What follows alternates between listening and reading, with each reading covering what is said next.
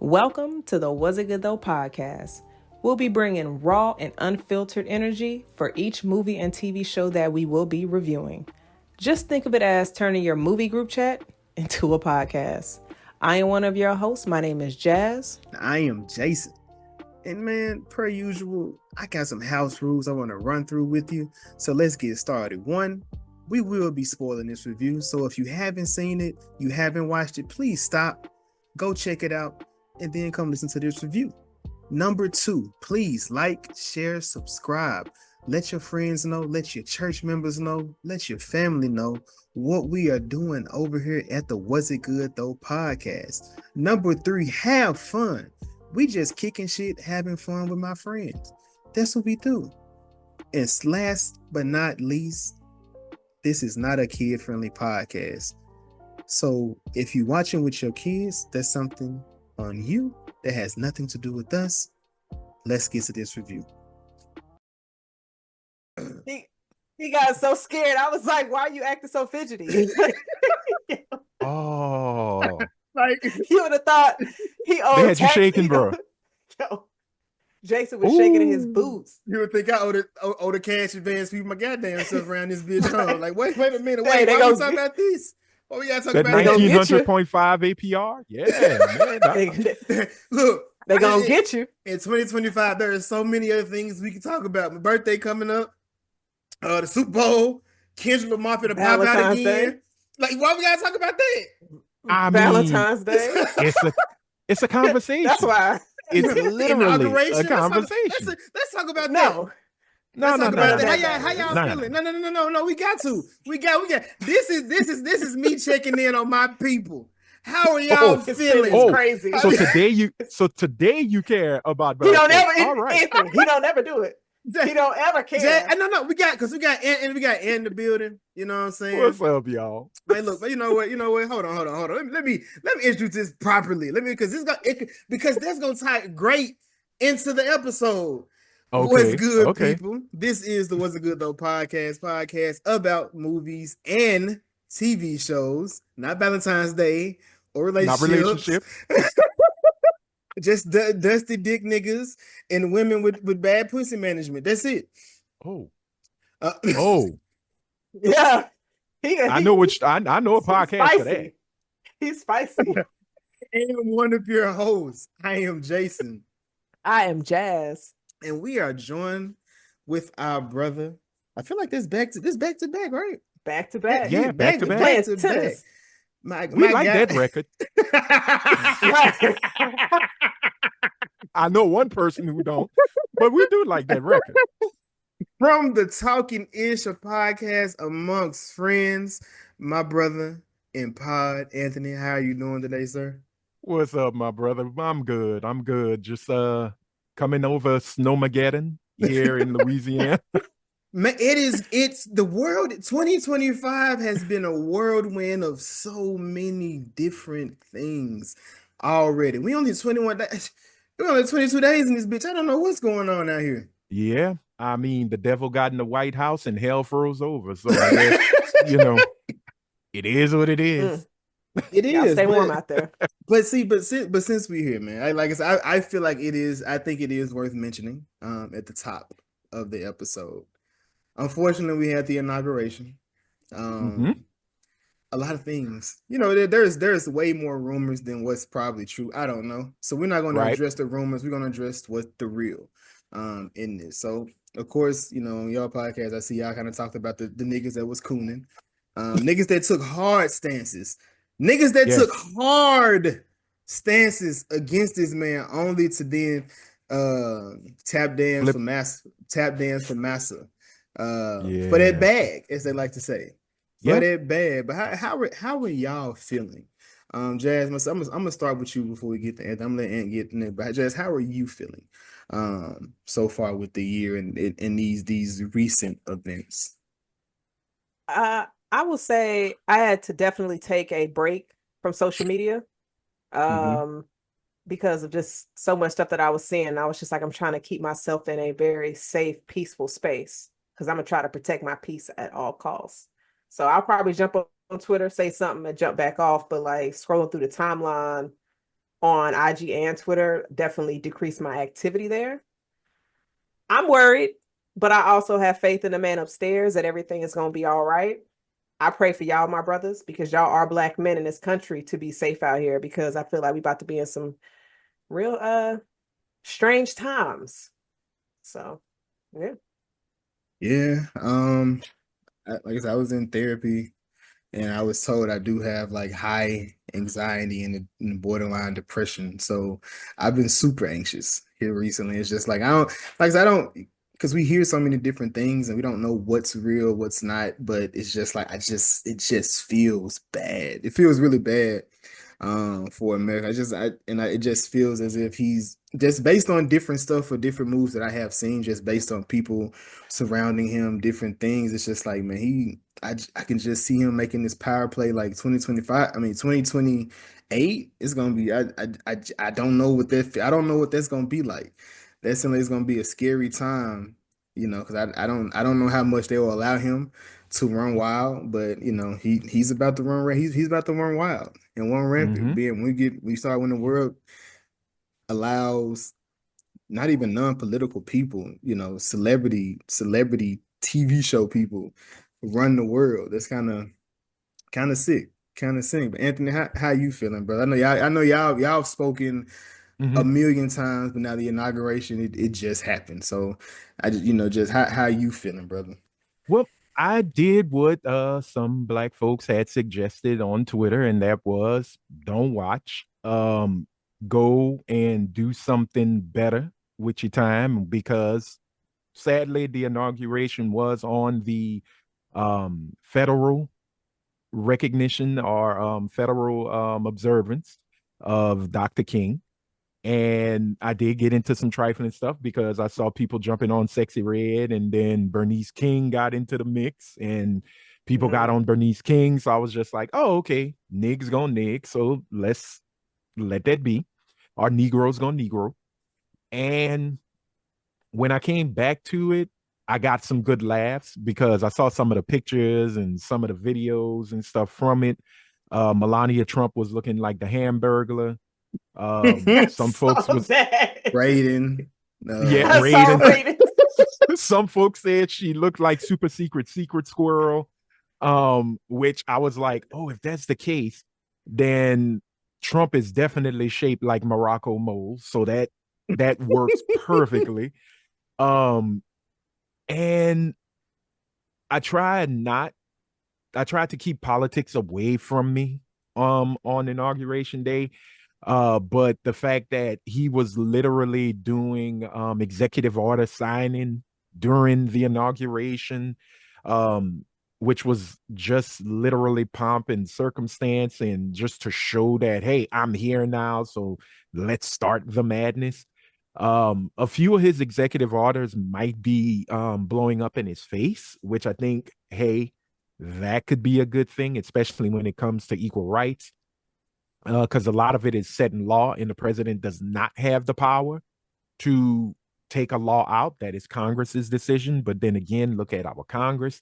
Uh, we Right. truly, we truly live in a confederacy of dunces, and we just got to figure out a way. There was one good video I saw where this brother was saying, and look, we do not need to be shocked and surprised. We knew this. We've seen it before.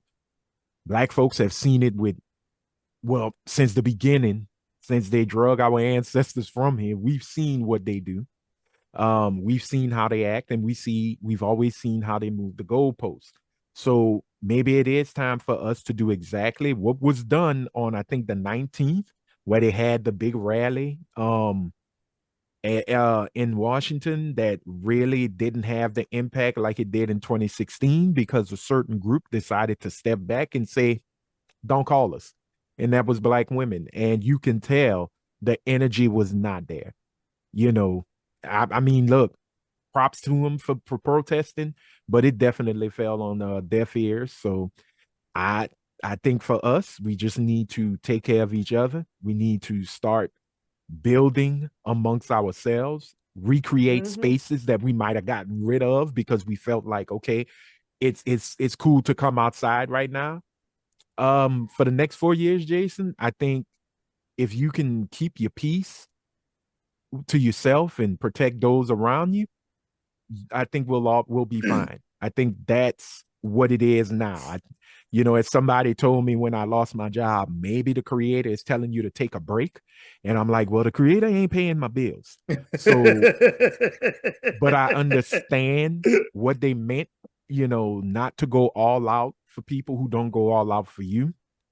So, and I know we need to be talking about a good movie that we all saw, but for those who are watching, I got the transition. Okay. If you are melanated as we are, look out for you and yours alone. I don't mean, be rude to anybody that don't look like you. If they are in need of a helping hand and you can supply it, great.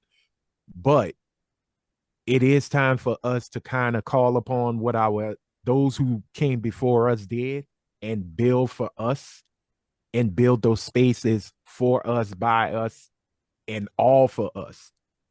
And Boo-boo. I'm sorry, Fubu it. Yeah. Sorry, nobody else is invited to the barbecue. Please, thank God. Just, no more invitations. Stop. We've let y'all in so many times, and here y'all come with to-go plates, and y'all be taking the big chicken, and then y'all be taking all the good pieces of rib. Y'all, because y'all don't know how to season, so y'all decide to take all the good stuff. And what do you bring? Ambrosia salad. So no. You see, I didn't say potato salad with raisins. No, I know what y'all do. I'm from the South. Y'all like to bring ambrosia salad to black functions. Don't nobody ask for that. We already got red Kool-Aid. We don't need the rest of the sugars. We good. And that Kool-Aid got fruits in it and tons of sugar. We are fine. We have our daily allowance of fruits. Vegetables is our collard greens, a little bit of corn, and everything else is protein. Y'all can't Anthony, come this time. I'm a little hungry, and yeah. I told you. Hey, look, I'm like, but now while we not inviting no more people to the cookout and all this good stuff, shout out to Teeny though, because that macaroni that she suggested for Thanksgiving, that shit was a hit. I ain't think white people could cook like that, and I was like, oh my God, she Dude, suggested any pasta, they're fine, but let them get down on the get down. Macaroni though, I don't know. But Macaroni Jason, what? It ain't. But if the race war started and she was in front of you, are you letting her get away? I'm shooting her. I'm not holding back for nobody. I'm gonna think for Tom, but bow, he out of here too. I'm gonna think. It's like a quick. I wouldn't freeze. Here's the question. I just thought. Why would he keep not shooting Tom? What? Jason is not. He's not. Wait, he is going to let Tom Cruise run off. He gonna say, "Do a stunt for me." As you running off, and he is going to let him run off. He's gonna say, when we turn the corner, how'd he get away? He kicked the gun out of my hand. That's what Jason's gonna do. He's gonna create an entire scenario why he let Tom Cruise go during the race war. The fact you let a 4'11" man kick you and kick a gun out your hand, he had to jump. So you could have easily just stepped to the side. I can see Jason. As Tom is getting away, Jason is whispering his movies. The Reckoning. Jason, what happened? Well, let me tell y'all, it was risky business. It was Lestat. He did it. It was just bad. No, Jason will probably speak in Tom Cruise movies. So what happened? Well, y'all sent me out for risky business. He had all the right moves. I don't know what happened. It was such a mission impossible. I had no idea exactly. what to do. The mission truly was impossible. And if you would have gave me a few good men, maybe we could have taken him down. And it was a vanilla sky, so it was so cloudy. Somebody listening is like, yo, they are nerds. And he had me crying because he gave me a magnolia for peace. And it was over. And I felt like Tom Cruise deserves to live. But if you're going for the macaroni lady, I mean, you could pop her. You already got the recipe. So she's pretty much served her worth. Like, she did what she had to do. No, that's a Minority Report, for real. No, that's how I'll give it. You gonna let her sleep like a mummy? Oh. This is crazy. I mean, it is truly a war of the worlds. So, I mean, Everybody got to get down or lay down. And that is not Tom Cruise. That is from state property, which Tom Cruise may or may not have produced. I just have a feeling. That's you kind of. know. But we got to give him some Tropic Thunder because this should be an awesome episode. I'm on the edge of my seat and tomorrow. But but man, like I said, I do appreciate you and for coming. I appreciate y'all. I appreciate y'all having me. Despite everything that's going on, I love y'all, man. I think we gonna be okay. The love is back at you. And it just feels like one of them days, right? It definitely feels money. Yeah, yeah. Good. Like, look at you. Yeah, you see what I'm saying? I got it. Yeah, you see money. Jazz trying to show off, y'all. She got an Apple. She got an Apple computer. She got a Mac, y'all. Anthony was talking shit a month ago. Because your ass didn't update. You should get. Come on. You can't be a child of Jobs and not have an updated software. What's wrong with you? What's wrong with you? Here we go. The bullying has started. Oh, it ain't bullying. If I was bullying, I'd be like, yo, you was out here selling toes, but you can't update your software. Yo, Anthony, chill. She's selling toes. That's why she's trying to get the toes off the ground. I need this update, y'all. I really need this update. Tim Cook ain't letting me get this for free no more. Toe Majesty is in the building. I need you. But if I got some Tumi products with that Toe Majesty, would y'all purchase them? If I gave y'all like a bottle opener that said Toe Majesty, I would. Yeah. I would. I support it. It's got to be in the shape of a foot. I support it. Okay. And they got to open it with the heel. I like Anthony, that. you asking for too much. What if I just put like beside that's a Toe good Majesty idea. To have like a bottle opener that's a toe?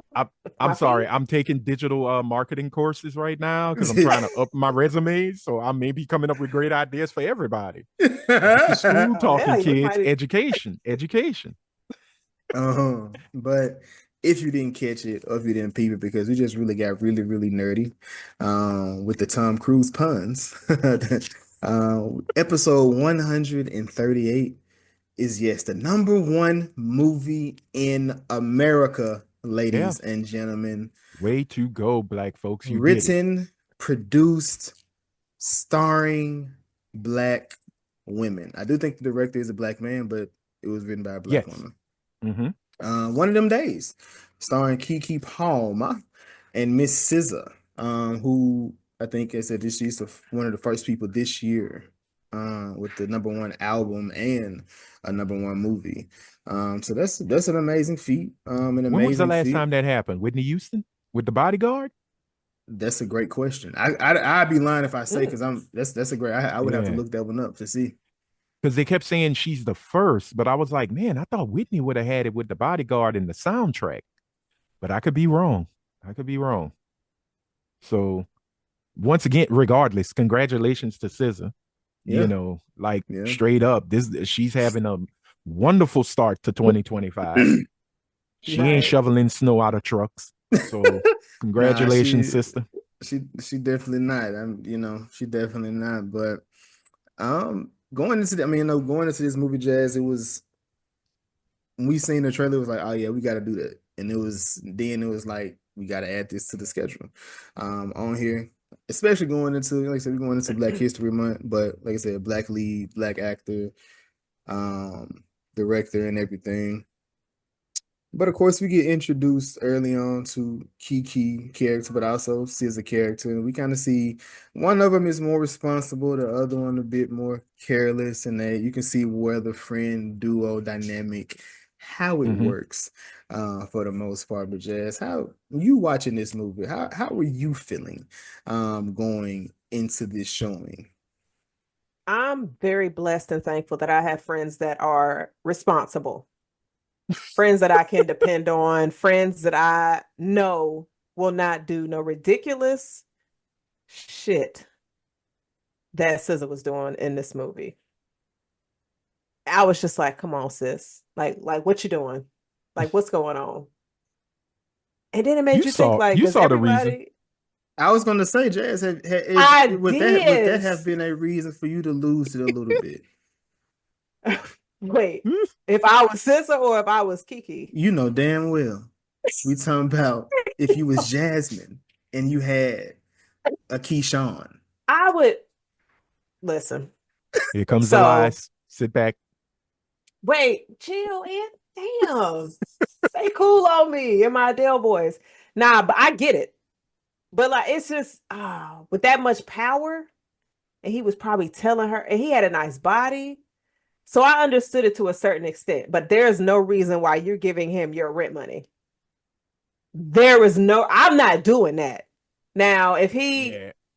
I would hope I don't have no nigga just in my crib not contributing and just piping me down every day. I would hope that doesn't happen to me because somebody come save me, please, because I'm not well. If there's a nigga slipping up, Who's saving No. you Mark from this. that type of dick? I'm just saying, if there is ever Jason, if there was ever a situation where a nigga is in my house and not contributing, sleeping and just digging me down, save me. I am not Would you tell? well. But would you tell me that? I feel like you can kind of see in conversations. You can tell.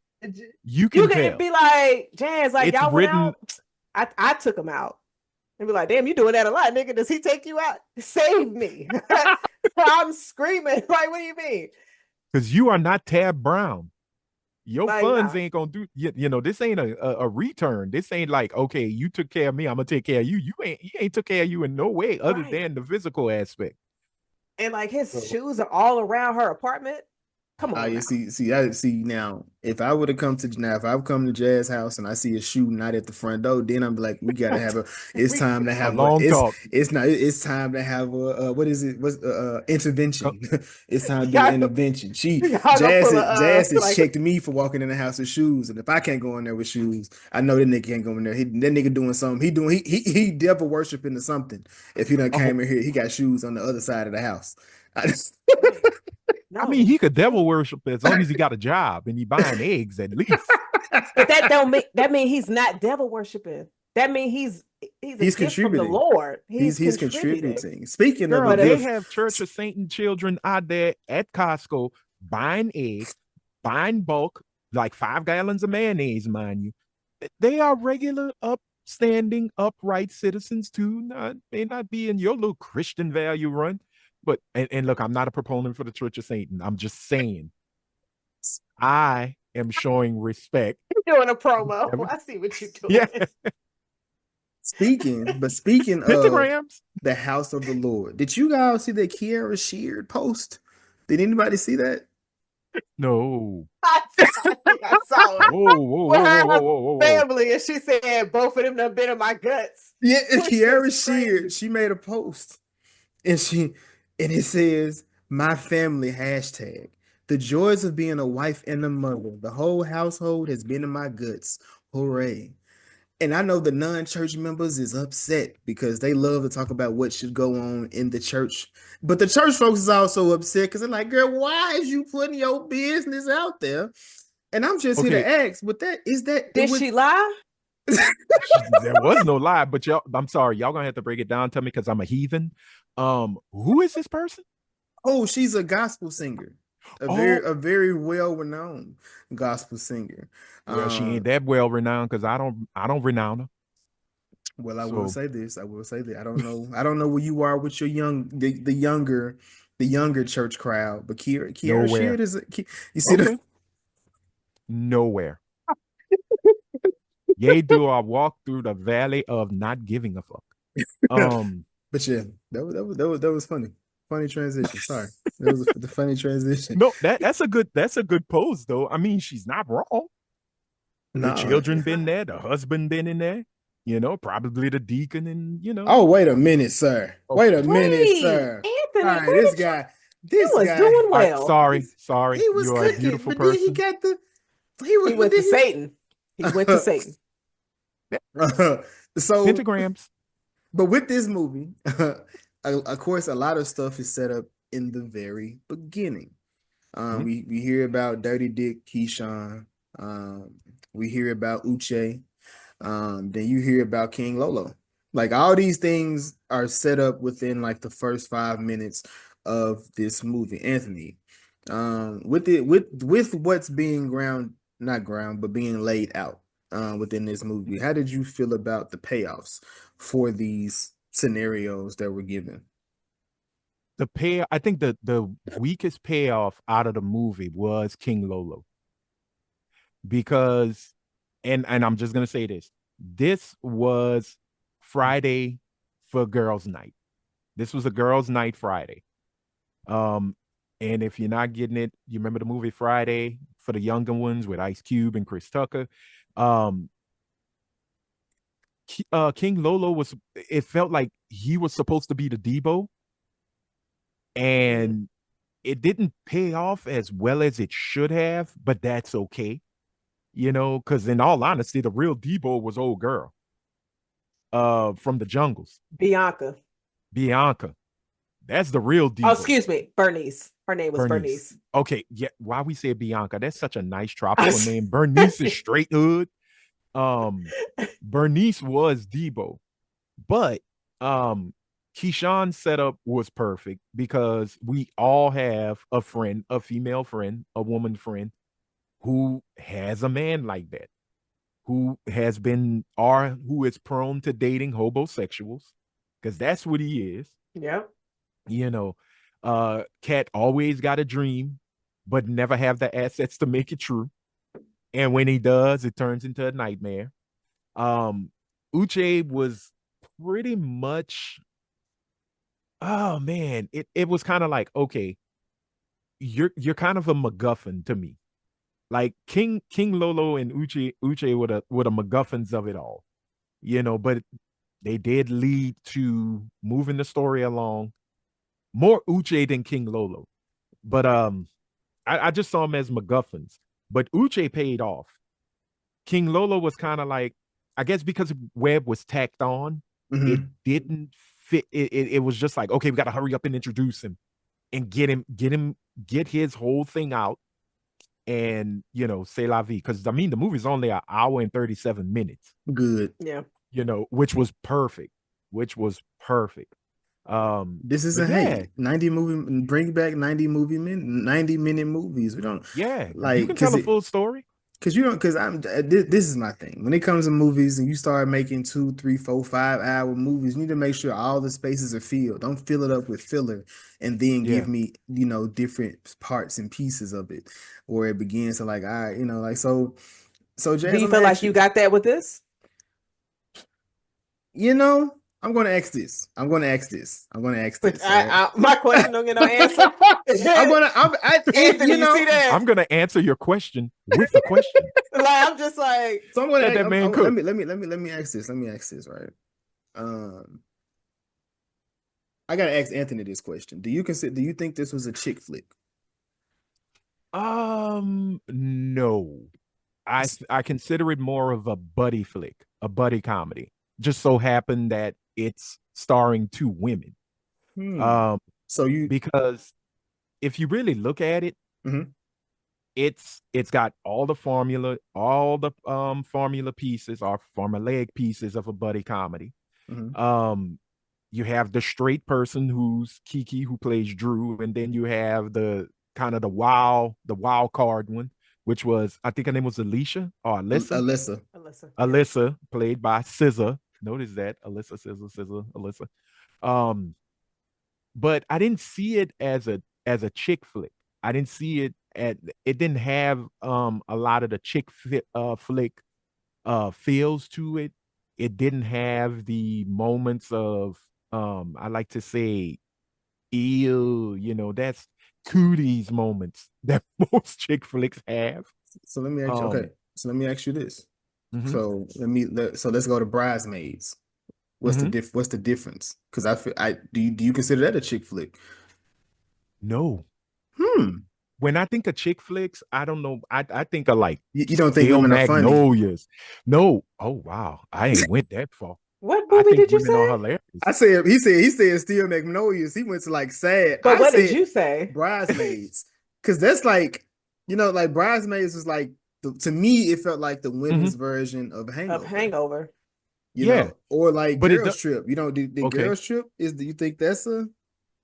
I don't, but that's the thing. When I think of chick flicks, I'm old school, dude. I'm sorry, I'm old school. You don't think of funny movies ever. I don't think of funny movies. When Gotcha. I think of funny movies that star an all woman cast, I just call them what they are. It's comedies or buddy, a buddy comedy. Buddy comedy. You Gotcha. know, Okay. and Just of the women's POV. yeah, and that's perfect because when I think of chick flicks, I do think of rom-coms. I think of dramas, like The Notebook and Steel Magnolias and 28 Days, not 28 Days Later, y'all. That's I know, with 28 Sandra Bullock. Bullock when she was a drunk. Yeah.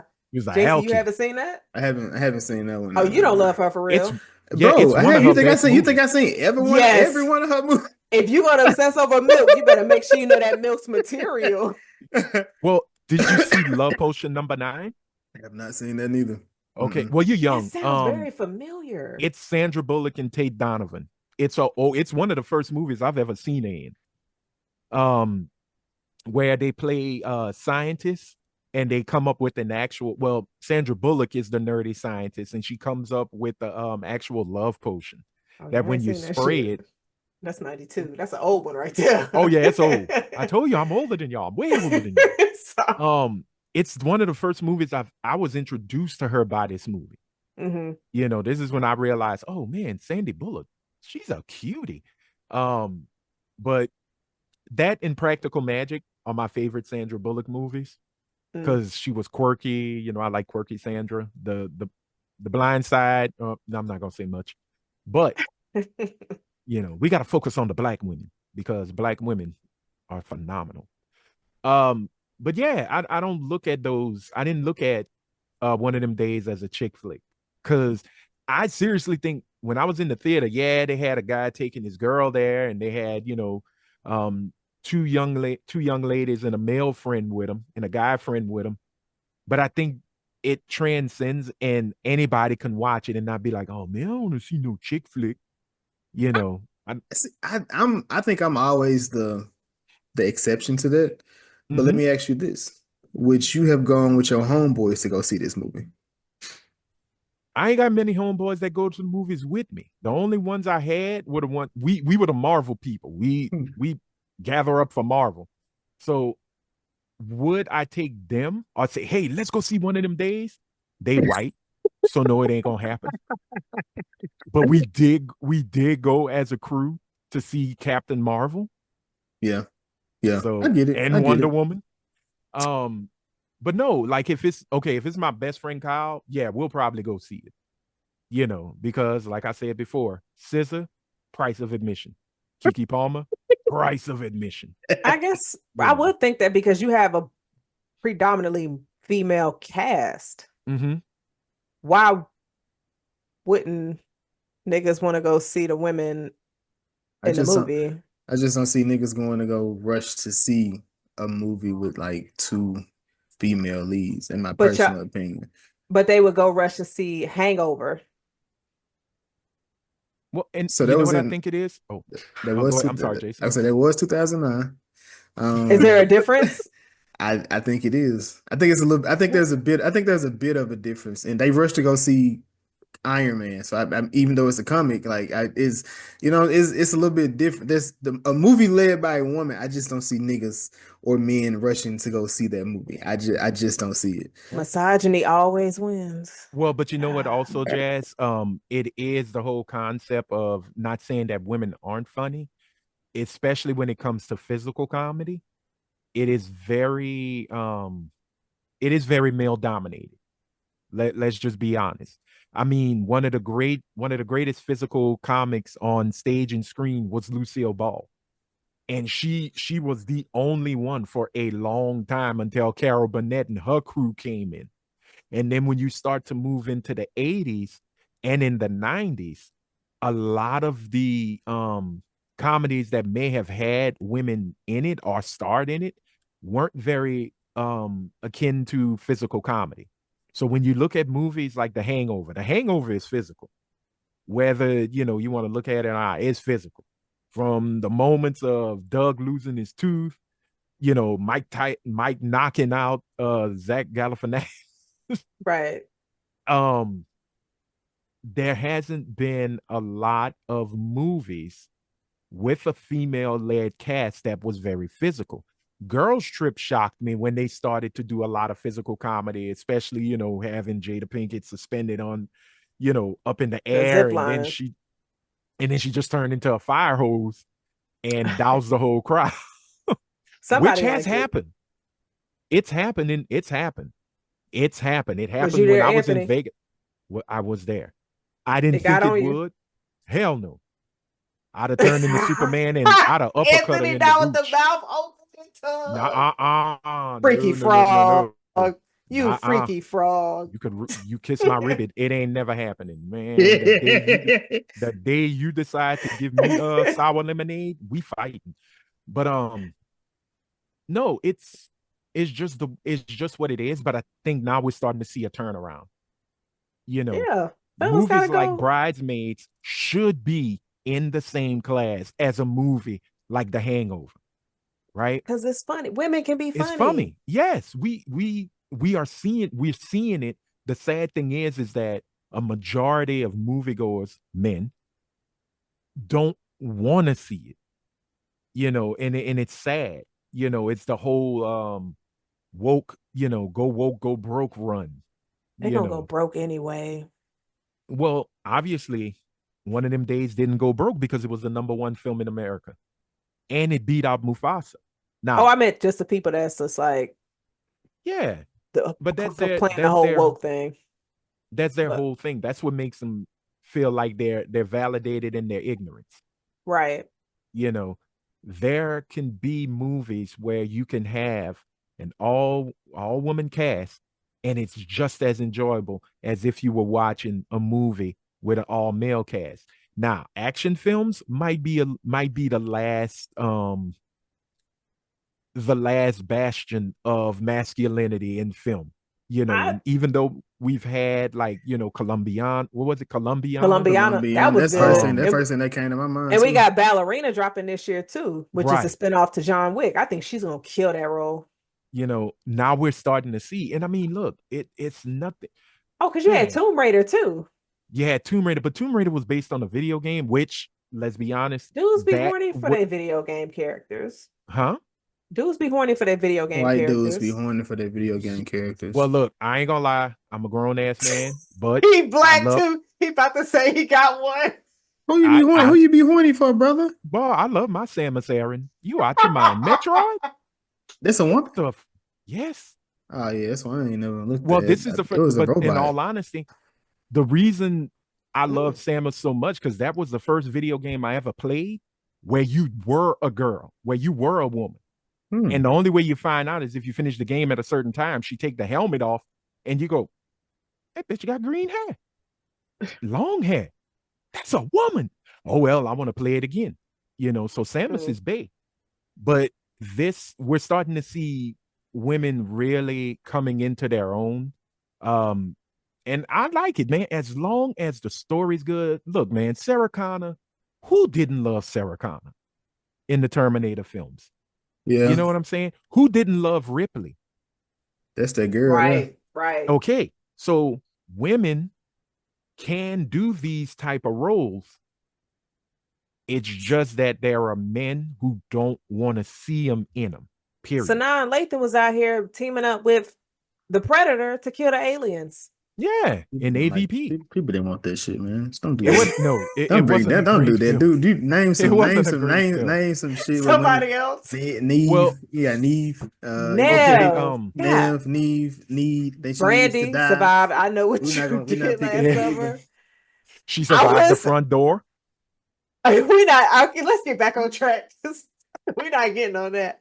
But Anthony, let me ask you this: because you watch Insecure, right? I do. So I still do. I watch it. I think I'm on my third rerun. I have it on right now as we're talking about this. But Lance High forever. Okay. Did you get a lot of vibes from that you got from Insecure while watching this? Because I think it's pretty dope how you got a lot of artistic scenes throughout this movie. Because it was visual. It was visually delightful. It was visually eye-pleasing. This is the new black cinema, but Yeah. it's not necessarily the new black cinema because people like Julie Dash and Spike Lee were doing it back in the day. Hmm. You know, if you look at a Spike Lee joint, it's very visually gorgeous and pleasing. What I love about what in them days was it really focused on the neighborhood. It Like, did. That's the how neighborhood is the character. Is the I'm like, character as well. That's the it's East. that's That's the all East. That's the East. Issa. That's the Mhm. East in there. You could tell because I feel like Yeah. Issa definitely just didn't have her name attached. Issa Mhm. was there shooting every day because I'm just like, this is all Issa. She was Because on. I'm just Yeah. They said she was on set. She was on set I think because Yeah. that's what. Punch. Yeah, Punch. It was like Punch. She said Punch he, was saying how much he learned from her, and it was such a blessing for her to be there, and he could like really speak with her on, hey, why y'all deciding to do this? What should we do here? And because I didn't know SZA was a producer, yeah, not Mm. associate. I don't think she's an associate. She is a producer. yeah. And I think Punch and Top were associate producers. And I was like, oh, that's why we got Doechii on the soundtrack. Doechii and on the soundtrack and everything, which is great, you know. Yeah, But I'm curious. I'm just curious how much input Issa actually had on the movie. Because at first I was looking. So I'm gonna be honest. When I'm watching the film, just like, nah, I said no. Issa, I don't think Issa wrote this. Like I just based Right. on some of the stuff, I was just like, nah. Because let me ask you this, Jazz. 'Cause I don't know you. I don't know you at with this, Anthony. But did I'm you asking ever you, answer my question? I didn't. I'm not. And he's gonna answer it with another question. I'm just not. sitting here and I'm like, I'm not. I'm like, I'm he not. never I'm not. answered. He just I'm went not. ghost. So All right, cool. We got you a where does 4K. it? So Okay. where does this rank with Insecure, Rap Shit, and then One of Them Days? If you was to put them, projects, where would this be at? Oh, well, Insecure would absolutely be number one. That Correct. should be an automatic. So I'm not gonna lie to you. I was not much of a fan of season 1 of Rap Shit. I thought Rap Shit got better in season 2 because I hated how Yeah. they kept doing the whole cell phone shit. Mhm. Okay. Like it irked me so much. Okay. So since Rap Shit season 1 is with Rap Shit season 2, Mhm. that anchor kind of brings it down. So I would put One of Them Days second and Rap Shit Mhm. would be third. That's crazy to me because I don't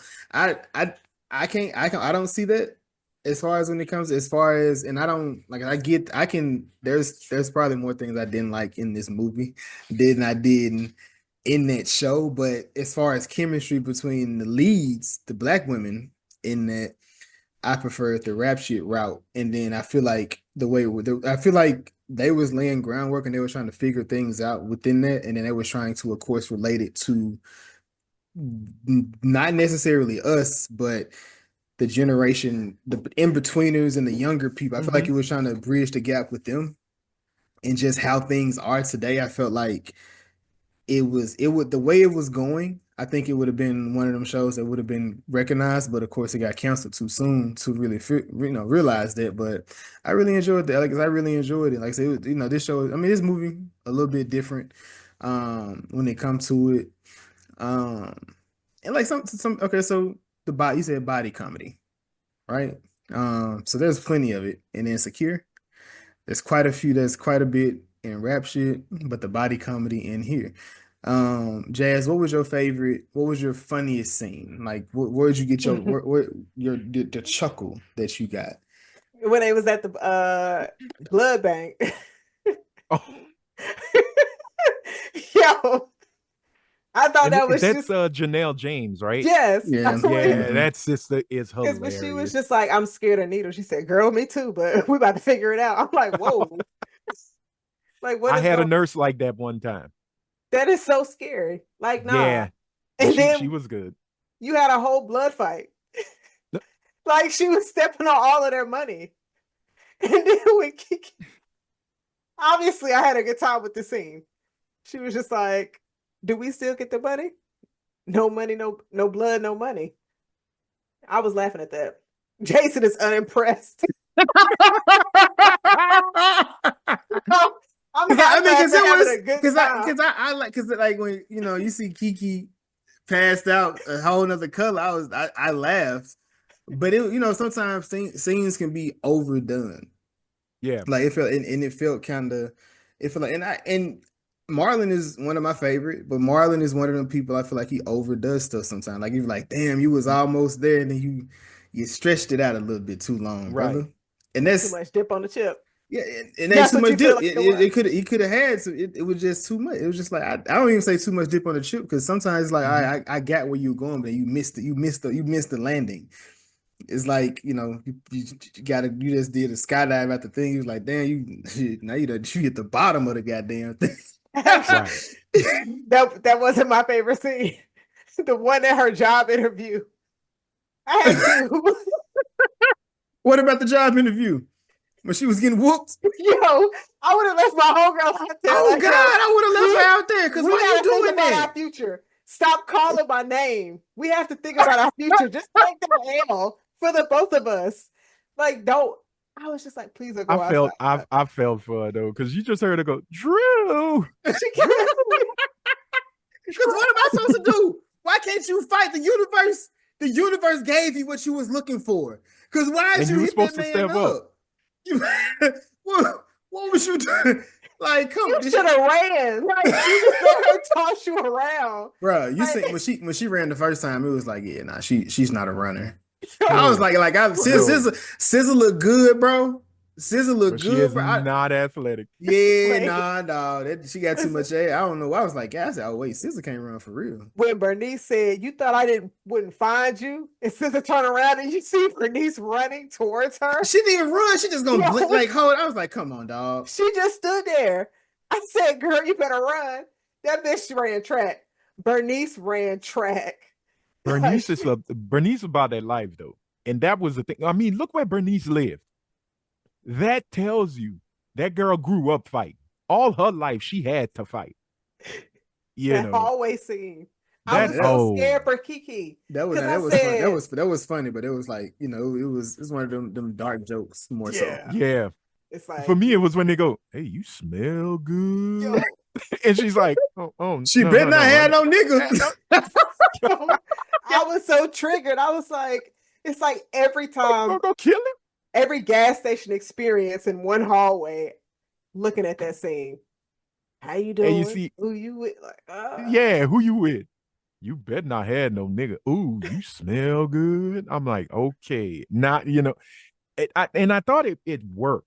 Like jazz like that. I think the scene for me had to have been, which I think was the secret character in the game, the secret boss fight in that whole movie that nobody paid attention to, was the biscuit bandit at the Church's Chicken. Because hey, shout out to the guy that worked at church. We're gonna. Tony King. Yeah. Whatever, man. Yeah, you can do it. If I was somebody that would give people business away, I would probably pull off in a black Mercedes. I don't know. I don't know. That nigga been getting people all week.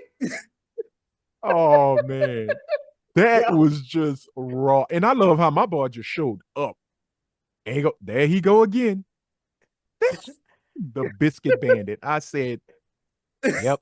I was so glad we got him twice. I said, yo, he got a really serious rotation. I wish it would have. I wish he would have been somebody though. Like that would have. I feel like that was a callback that should have come back at some point. Yeah. Within the movie, like at the art gallery or something, it should have been somebody there. Like, man, I got hit by a car earlier that I don't know what was going on or something. Because man, Bernice damn near killed him. Bernice was like, y'all not taking my two-piece with oh wait, I'm sorry. What do you call them? Jalapeno poppers? Yeah. They're called jalapeno poppers. It's like you hollering at the pop. It don't matter. Yeah, I got you. Did you see her face when he kept ordering all that food? She was like, all right, nigga, you done. Oh no, but I love the fact that she had to literally think about it. She was doing the budgeting in her head. Like she knew what she was getting into. Like for real. You knew what you dated, what you're dating. I thought that whole story between SZA's character and Kiki's of her, like who it possibly could be. She's like, you know that crazy bitch beyond Bernice, like that whole story of her, Yeah. like soon as she see your man and she want him, she gonna get him. And they did the flashback, which I know Yes, Jason don't like flashbacks, but right. He you had probably to have like like this one that because her flashback. ass was showing. And she had a crew of twerkers. She had a cadre of booty shakers with her. So I think that was a good way to make it right. You know, I just don't think I will say this though, and I don't know if I'm going ahead, please stop me. No, go I ahead. Go think crazy. where the movie felt flat, not too bad, but it did fall flat. And I felt bad because there could have been so much more fun with this person. Cat Williams Yeah. as Lucky. I feel like he was like the fairy godfather Yeah, for them. Yeah. He was their, you know, angel on their shoulder. Right. But it just felt like they caught Cat maybe before he had a show or after he did just got off a tour. So he's probably no longer Cat on 10, maybe Cat on 5. And he was a little dry. I just don't like it after the year he had last year. Like I hate that was like that was horrible in my Like opinion. he should have been like I did like the whole don't do it. Don't do it. You will not be safe. You ain't had money today. You're not gonna have the money tomorrow. Because if you go, because if we talking about flashbacks, the flashback as to what actually happened to him would have hit. That would have been an actual hit. Like we don't care about that. Like I do. I because I'm interested to see what the hell happened to this guy. Yeah. Because didn't he say what? That he had gotten loans from them 10 times already? 14 times. 14 times. So yeah, I want to know how this all went down. Because here's my thing. They had pictures on the wall. Did anybody see Lucky? I didn't pay attention enough to be able to say. But how I think wild, they must have just cleaned him out. Ain't no way he's on their wall and outside their door. Exactly. He not getting the loans. Right. Yeah, it's payday loans. They don't care. They took everything. They really don't. They don't care. And I will say, old girl, the loan agent, that girl is hilarious. Yeah, she is. She's funny. She is hilarious. And she was hilarious since she was on Curb Your Enthusiasm. Yeah, that's why I met her at on Curb Your Enthusiasm. She was in something else too though, but that's why I met her at on Curb Your Enthusiasm when she Larry was trying not to sue them and he had to give her a role in the movie. Larry didn't want her to sue him for the swimming pool incident, which I'm like, bro, why does that even make sense? Because in California, you have to, you got to fence it. And if anything happens, it's on you. But I like the fact he had tried to give her the role. Well, he didn't try. He had to give her the role. Yeah. On his show. And she was horrible. And I love that she still brings that dryness to this character. Especially when they went with the credit score. And she said, well, what if we can use Drew's credit score in order to make this loan happen? And she's like, just burst into laughter. She said, y'all are too grown to know y'all know that credit is important. Like the fact that you have to be bad off to make a payday loan person laugh at you. That's bad. That is horrible. You know, I don't know. Pray for Drew. Hashtag pray for Drew and her credit. She had, was it 127? They didn't say. No, it was on the computer screen. Yeah, it was 127. I think it was 127. Oh, you see, I didn't notice the screen because I was too busy laughing at old girl laughing at her. And she's just like, no, you're denied. And I do love Keke Palmer's comedic timing at that point. Right. When she says, no, you're denied. You're denied. And old girl just goes, denied. You need to stop eating that stuff because it makes your breath smell. I thought it was funny how this movie just had them on an adventure throughout this entire day. And they Mhm. kept giving you like, okay, this is how much time you got before Yep. you need to pay for your rent. And then it's just like, oh, we got till this time before we die. And Yep. so it was just like, how y'all going through all of this whole, like, it was just crazy. It was a lot of homage Yep. to Friday for sure. Oh, Oh yeah. I didn't pick because if I was like, but then you go back through it, it was like, come on, Drew, you could do it. It was like when he smoke, Craig. Ain't no wrong with it, Craig. Just Craig. stimulate your mind, Craig. And it, kind of like that. And of course, you got Oh yeah. it goes from the silly movie with the lesson, and then it goes, gets to the serious, Right. the serious moment when they finally fall out and shit. You're like, fuck you, you're not tight. And That was funny though. That was funny. I felt bad because I throw emotions when on the movie I enjoy, but that part when they broke, they just broke it, friendship for that minute, it, and she's fuck tight. I bust out laughing, then I went, oh man, they're not friends anymore.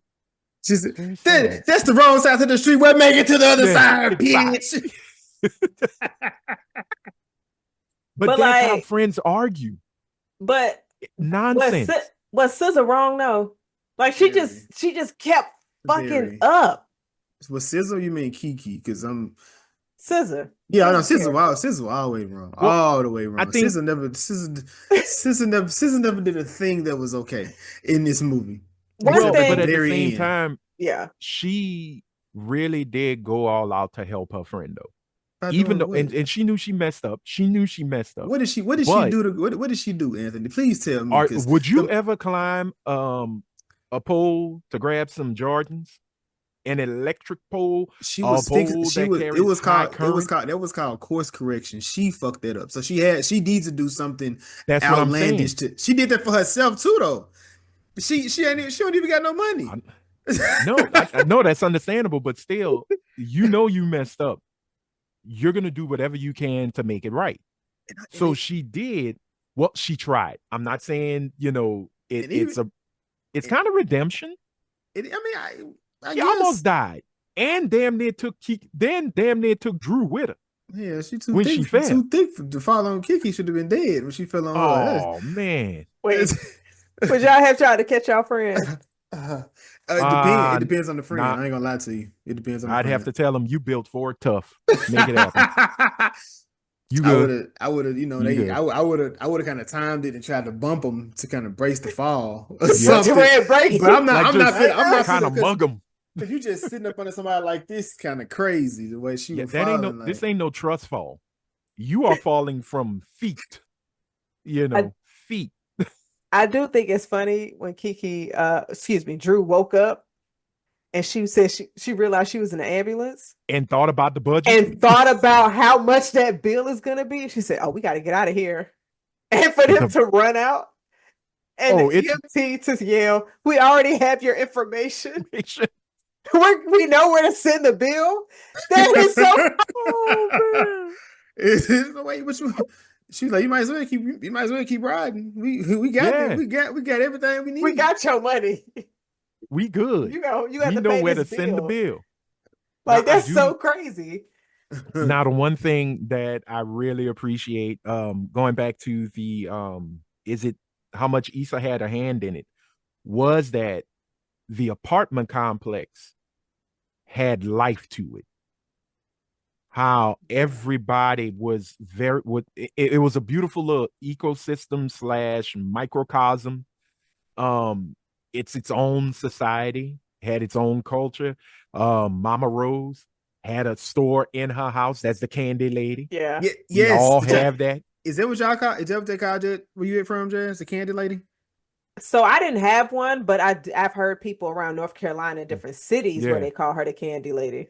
Yeah. Okay. And it's usually an older woman who's either definitely on Social Security, knowing that the money ain't right. But if she go to the cash and carry or what is now a Costco or a Sam's Club and just buy in bulk, she'll make more than what she'd get from Social Security. I'm sorry, I didn't mean to snitch to all my candy ladies who are still doing their thing. Cold cups for life. But you also had what was his name? Jamal, the hair braider, who ain't licensed. Listen, got the whole chair outside doing in the Yeah. courtyard. You know, you had all these neighbors who, even though they were just background, they were all eclectic. I don't know who the older neighbor was, the older gentleman, That brought but his chair out when a white woman came in. that scene is the best.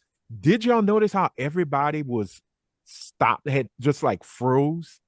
Yeah. But Drew and Alyssa came down and just like, yeah, it's just a typical day. We're going to go about their business. And they didn't really recognize that people stopped in their tracks to see the gentrification that's about to take place. I thought that was hilarious. And it also kind of plays on society now. You know, Right. how people just walk past that. They don't care. It's nothing because it don't affect them until it affects them. So one of them days had a little political, little social commentary. You know, Oh yeah. Yeah, they because you had got some that. social commentary in it. Because you had that, but then even when they finally used the neighbor, and you just see Yeah. how her apartment wasn't anything like what their apartment Oh, looked like, and they were this able bitch got to crown molding. I want crown molding. they were able to utilize her following to then sell their Right. stuff, which is I appreciate them for doing that. Yeah, use them.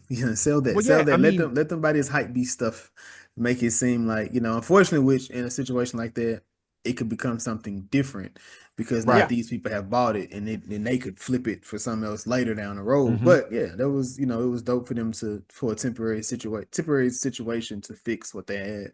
Because you, And she was so desperate for friends. yeah, She was okay with it. You know, yeah. she was completely okay with Drew and Alyssa using her because she wanted it to happen. You're not going to walk up to somebody and say Prosecco with pals and you Right. don't know them folk. You know, Yeah. But that's how I am, but nah, I'm yeah, different. I feel you, Anthony. But to piggyback off of you, Jason, we saw that in an episode of Atlanta in season 3, where you had the individuals, they had white customers come in eating their food and all of that, and then weeks later, it was a mom and Mm-hmm. pop spot, and they bought it up, and they Yep. made it into something else. Mm-hmm. So that's one of them situations where it's like, you know, you gotta be And careful when you sell your stuff. it's happened in real life with one of the most legendary black owned restaurants in all of the US, Roscoe's Chicken and Waffles in LA, got bought out. You know, I guess it's part of a conglomerate or some rich folks bought it, bought the chain. So this happens. And I heard that I read that the restaurant that Drew works in and wants to be a franchise manager or franchise owner, Mm-hmm. that's a real restaurant. I can't remember the name of the place, but it's a real restaurant in LA and it's Mm. open 24 hours, you know. And I do love the fact that unlike Craig, who didn't have a job, had lost his job, Alyssa had a job. I mean, Drew Yep, had a job and she wanted to be better. And she she wanted did. to better her situation and better herself, you know. And Alyssa, though she was, laissez-faire, I'm from Louisiana, y'all, so I'm going to use those terms. Laissez-faire. So oh, you gonna call her a liar? You gonna call SZA a liar? SZA speaks the truth, sir. Oh, Um, The woman ain't never no, talk the truth. that, hey, she not in court. She ain't got to tell the truth. She ain't swore on the Bible. Anthony said, "I don't care about her lies." I don't.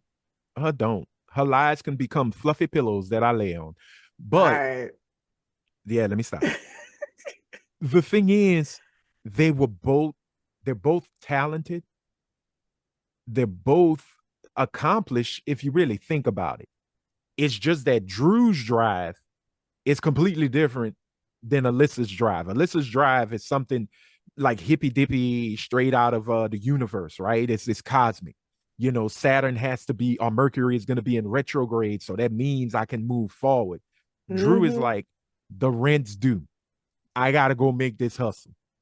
And while making this hustle, I'm going to, set my goals and set my sights on an even better hustle, because for the fact that she was dressed in stripper clothes and still made it to the interview and still looked fairly classy. Because she had the Right. jacket, she had the blazer. Shout out to Lucky Yeah. because they probably would have looked at her like she was crazy if she walked in there without that jacket on. I would have laughed if the white guy would have told her straight from the blood bank, huh? you know, That would have been yeah, I'd be wild. like, how would you know?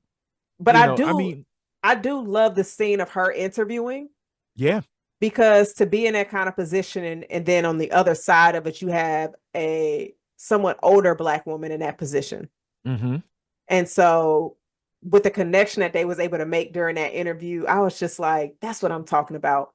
And I do appreciate probably about 93.71% of this cast was dark skinned. Yep. The So only lighter shades was Tony King. Yeah, Tony King at churches. And I right. kind of believe the Biscuit Bandit was a Did we lighter see shade. what? Yeah, they showed his face a little bit. That's why I hate they didn't show. Like that should have been a reveal for us. Like that should have Yeah. been. You thought Bernice was about to take his mask off like he in Scream?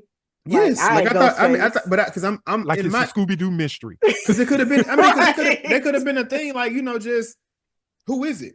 But I mean, at the same time, it's almost like I mean, I wish she wouldn't have hit him. Now I do wish that. I wish she wouldn't have. You wish she would have got away with the food. Yeah, I would. Yeah, because it would like she would have just chased him and she just would have got away because it would have been like it's like in some Black movies there are mysteries that we don't need to know the answer to. Did Craig steal them boxes? But Fuck Jason, that deleted scene. We don't need to know. Did he steal the boxes? We don't know. Jason, Bernice couldn't catch another L. Did you see her get hit by that door? Yeah. Bernice couldn't catch another L, so she had to hit him. She had to make sure her man was fed. That scene she should have died. Crying. She should have died. Because the way she hit that door and then the glass shattered, no. That had she should have been dead. I jumped and I immediately laughed in the theater when I saw that scene. Because it came out of nowhere. Because I thought we was about to get a nice little chase scene, but when that door opened, boom. And what I do like about this movie, that at first I was kind of like, oh man, it's Friday. Friday was more knocked down, hilarious. It was a very quotable film, right? It had all the comedic, quotes and things, you got knocked the fuck out, and this man, and damn, all of that. My mama gave me that change. Yeah, my mama gave me that change. What you got on my 40? It's like, whoa, okay.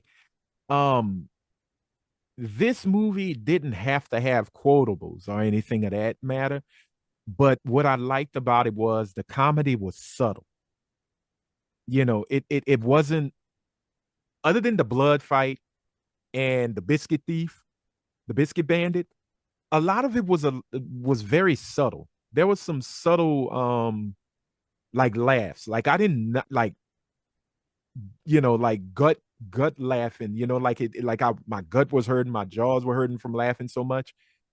I felt like I saw a really funny movie, and it didn't have to be knocked down, uproarious, hilarious kind of movie, right?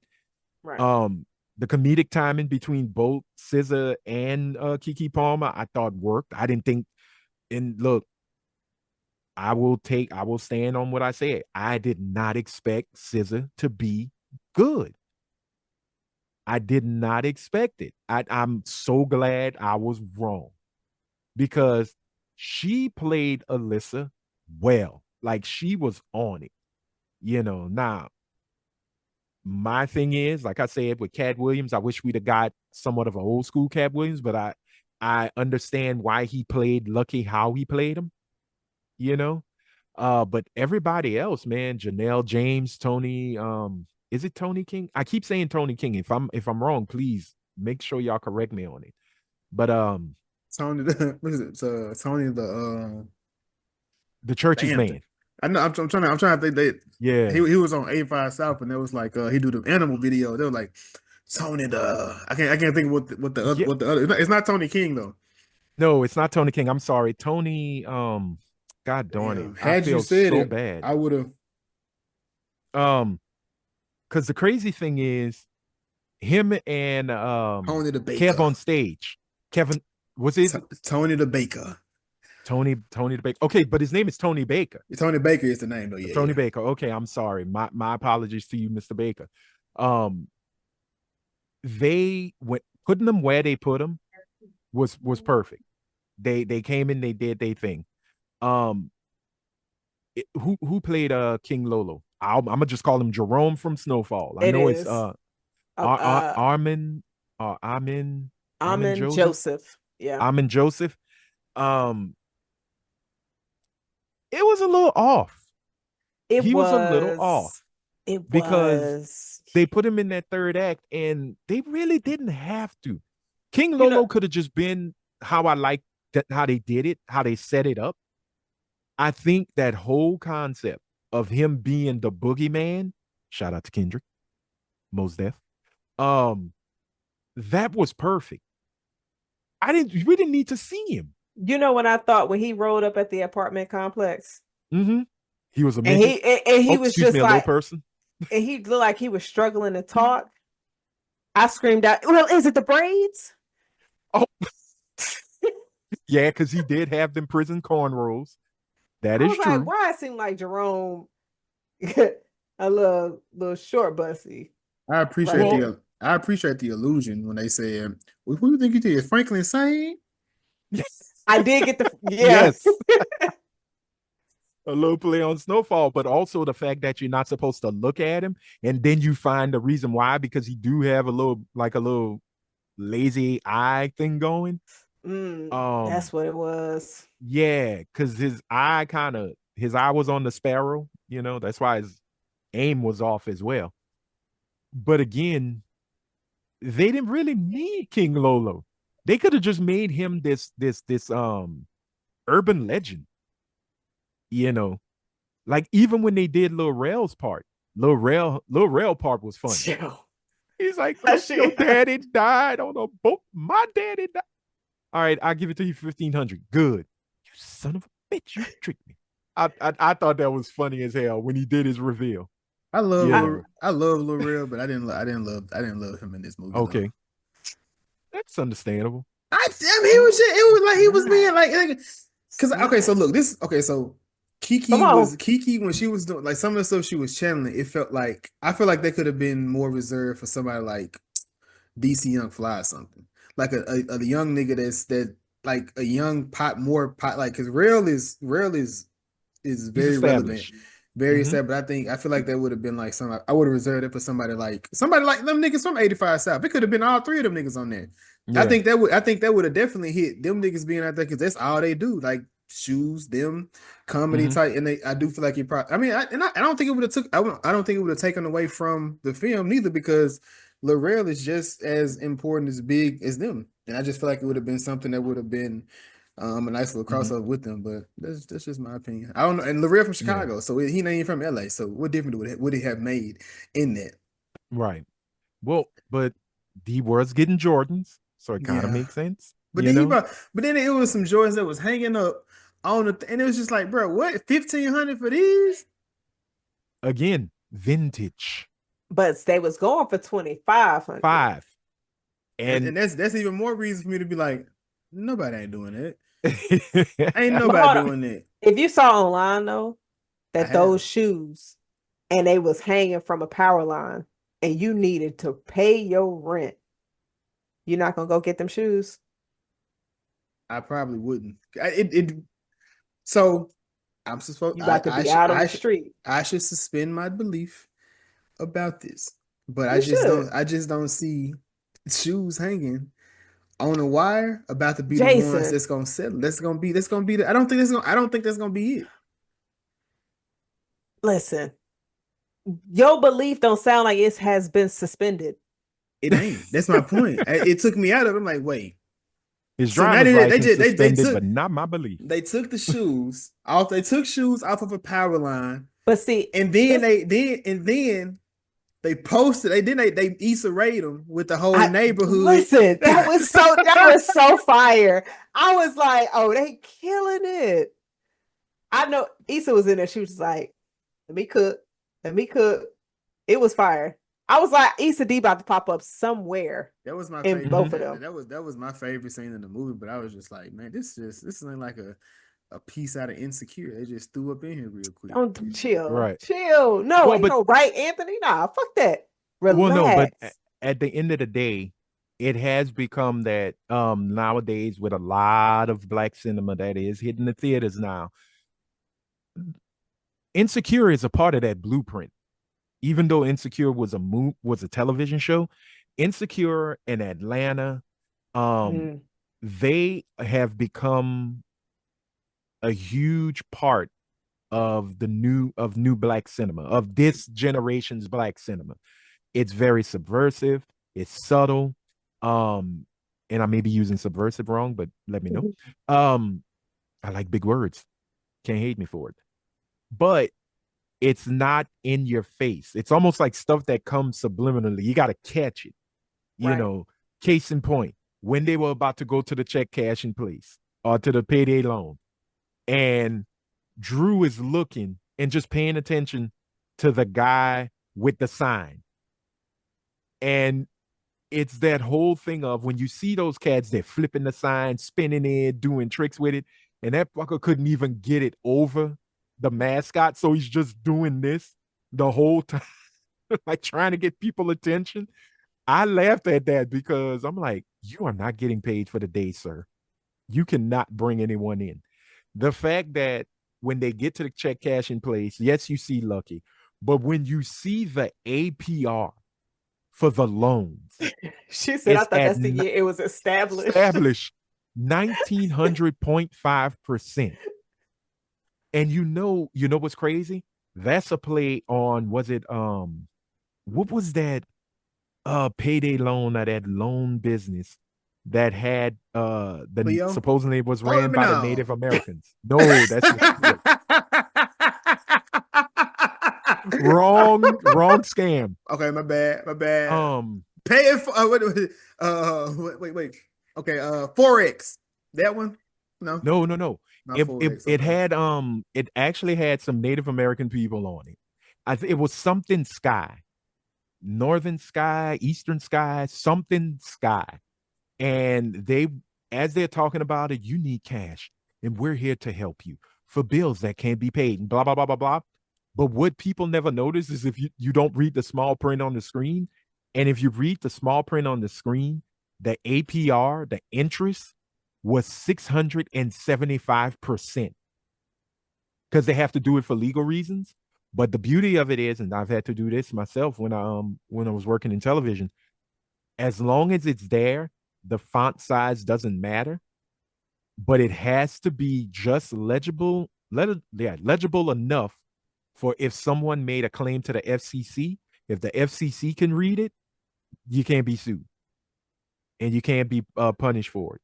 But when I saw it, they were like, yes, you make a loan of $1,000, your interest is 675%. And I'm like, what the hell? It's crazy. It's a scam. That's like Lucky said, if you ain't got it this month, you're not gonna have it next month. Yeah, it's true. And then that interest gonna kick in and you really not gonna have it. Oh yeah. And it's funny how people see it. They know it. But sadly, they are in need of the money and they still gonna go for it. Yeah. But friendship. That's the thing, man. Friendship. It make you do crazy stuff. That's for sure. Yeah. What did y'all think about Maniac? What did you think about Maniac? Oh yeah, I would have folded. Keke, like, she ain't had no game in this movie at all. I was just like, sis, what is going on? Like, can we just say that this movie really does show that, yes, women get dick dumb? Yes. Well, there's a lot of projects that prove that. So, like, I don't. It doesn't matter. Oh, it don't matter. That's right. That's right. It never matters. No. When it comes to women, no, it never matters. Right? No. No. What was the question, Anthony? No. Re-ask that question. I said, did you ever notice that both of the women on here, like, this movie really shows that women can be dick dumb? Or Dickmatized was the plot for SZA character. Dickmatized was the villain of the movie. Yes. It was. Yeah, that It was. prosthetic put her in a tizzy. Because It even was. when she went to talk to him about the money, the He next beat her thing you know, down. she laid in the bed, spread eagle. So Done. first, first I off, don't think she listened to none of her lyrics in her songs. Go ahead, Jazz. No, I, how do you think we get these songs? She don't listen.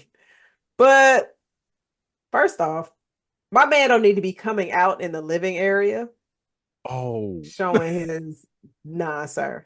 Put that away. This is not what we doing. it's staring back at me. Right. She said it even waves. Yep. Look, 6 months and ain't help with no bill. That is None. crazy. You None. have to Hey, get her help. Like And you cannot let your friend be sitting out here 6 months and get no help from the dick that's inside the house. I don't know if you were paying attention, and when Jazz was just talking, it felt like she had a dick She's memory. experienced. A dick memory. She's It's catching her. It's catching her. I know she over there rubbing her hands. So I was like, You don't wasn't know shit. nothing. He wasn't shit. He wasn't shit. But I swear that man had me wobbling like a newborn horse every day. Didn't get no money out of me, but damn, I miss it. Oh.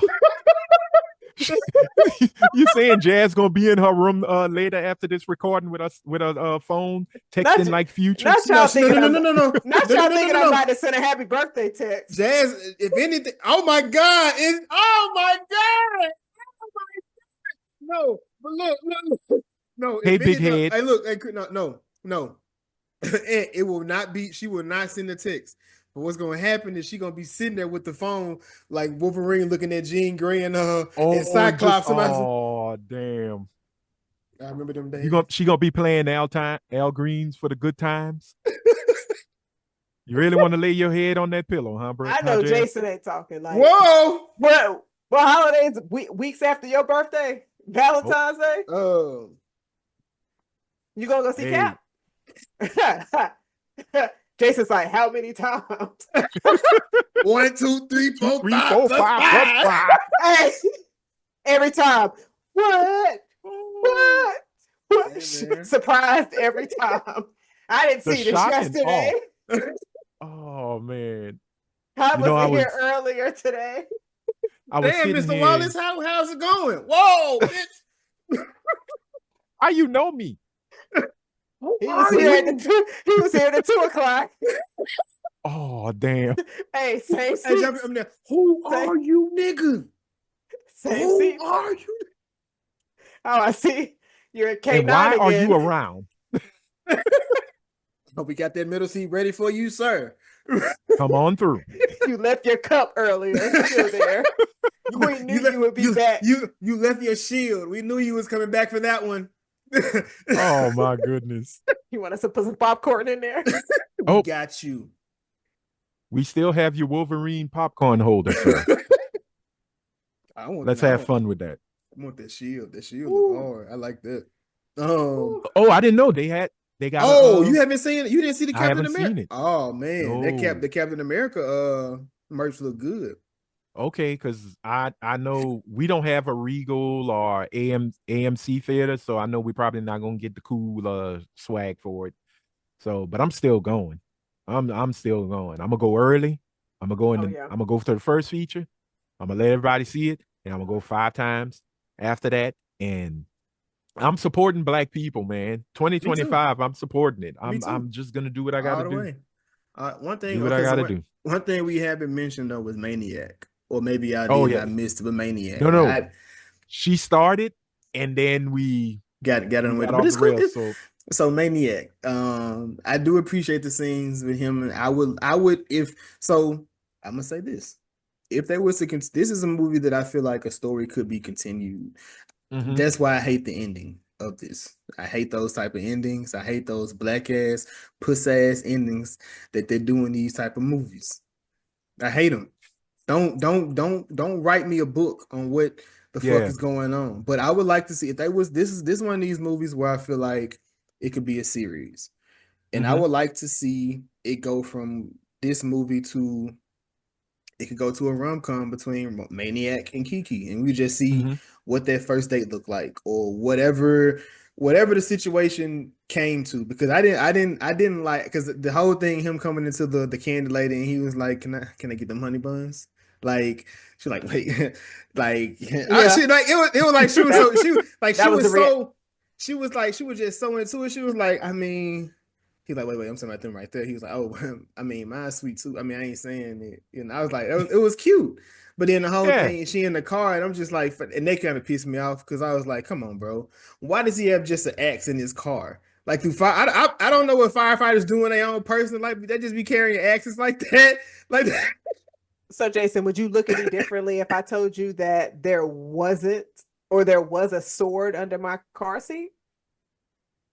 Look at you different anyway. What Like, the hell every is time you, a swashbuckler? I've seen some stuff, but I was like, I can't afford jazz today, not right now. But like, I've seen some stuff. I would get, like, if I had it, I'd be like, oh yeah, this would be like one of the, she would like my nigga, like she might kill somebody. I don't know, but I've Was seen it like some a stuff. really short, sharp knife? It wasn't. It was like, the last thing I seen was like 3 katanas in a stand. And I was like, oh man, I can't afford this right now. But you know, some days just you gotta let look. me You just know. gotta look at your friends and go, I'll "That's send you." it.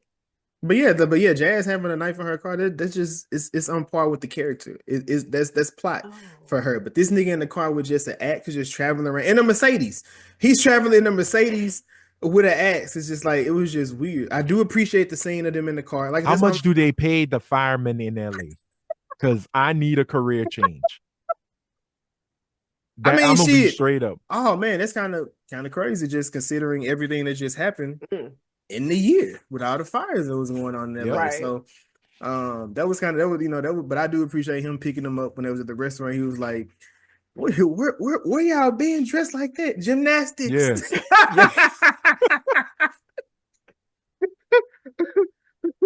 And that's the thing too. It was like Alyssa had somewhat of a decent outfit.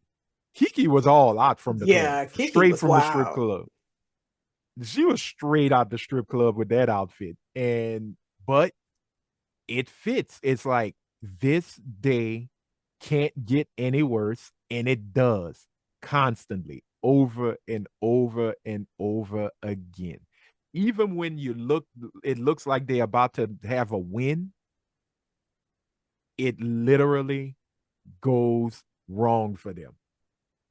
Especially even when they got the bounty. Oh, pass that check. How much is it? $30. I said, oh no. No. But I take the 30 regardless. I work hard for it.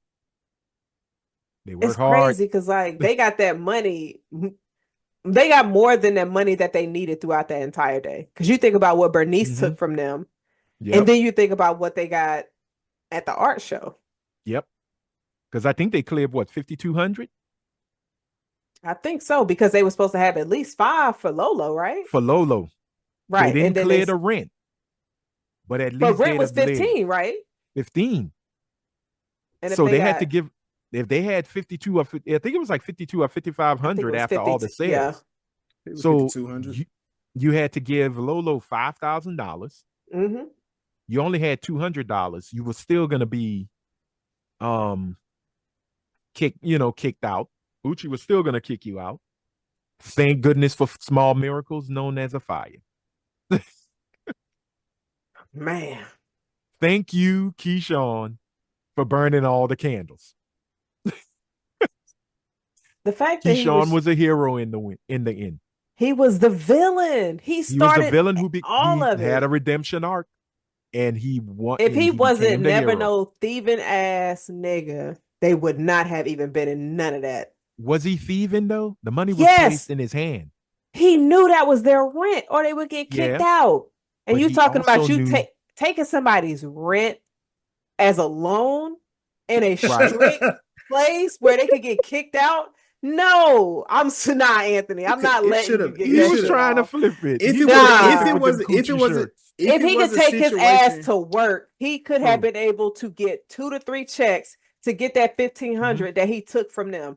His bum ass didn't want to go to work. But he was going to work for himself, entrepreneurial spirit. He had the merchandise. coochie shirts. Flammable We as all fuck. want a coochie. We all want coochies. Every man would wear a coochie shirt. Every woman would love to have a coochie shirt. If it smelled like him. Okay. Him or his So dick? look Which at one you. is it? You're Like, already I'm looking trying for incentives. You got a loyalty program. You got this man trying to get in. So, hey, man, Keshawn was a villain, but he found himself the hero at the end, Jazz. Give that man his redemption. And he got the white woman in the end. He really won. He did. He did. Won. Now what? Now what? This now it would have. Now what would have made him a villain? Not Dr. Umar Award, but he won. What if he would have? Now what if he would have bought a parlay ticket, and then it would have hit at the end of the movie, but he would have won with the white chick. Now that would have made him the real villain. No, we would have made Issa the motherfucking villain. Issa didn't write this. Issa didn't write this. They figured out their own way. Independent women. They did that by themselves. They figured out a way. But him taking their money and coming up on it. Toxic independent women. I saw what you did there. Black women are strong. Black women are strong. Wow. Strong and independent. Listen. If he nah. Nah. I just got angry if that would have happened. That would have been hard. That's toxic fandom because I shouldn't be that upset. But don't do that. Do not have this movie being something for black women and then that white woman goes off with that black dude with a winning ticket. Because like all about the Benjamins, except cut by 2 minutes. Well, cut into 2 minutes and like, wait. Right. So he put her through all of that shit just to win all that money and to go with the white girl. Kanye told y'all that back in the Gold Digger days. That's exactly how I go. But I don't understand them going into the house and not whooping his ass. I thought that's what was gonna happen when at that final run, when the apartment is completely empty and they got the candles. I really thought Alyssa was gonna jump out of her soul was gonna jump out of her body and she'd lose control and get to whipping on him.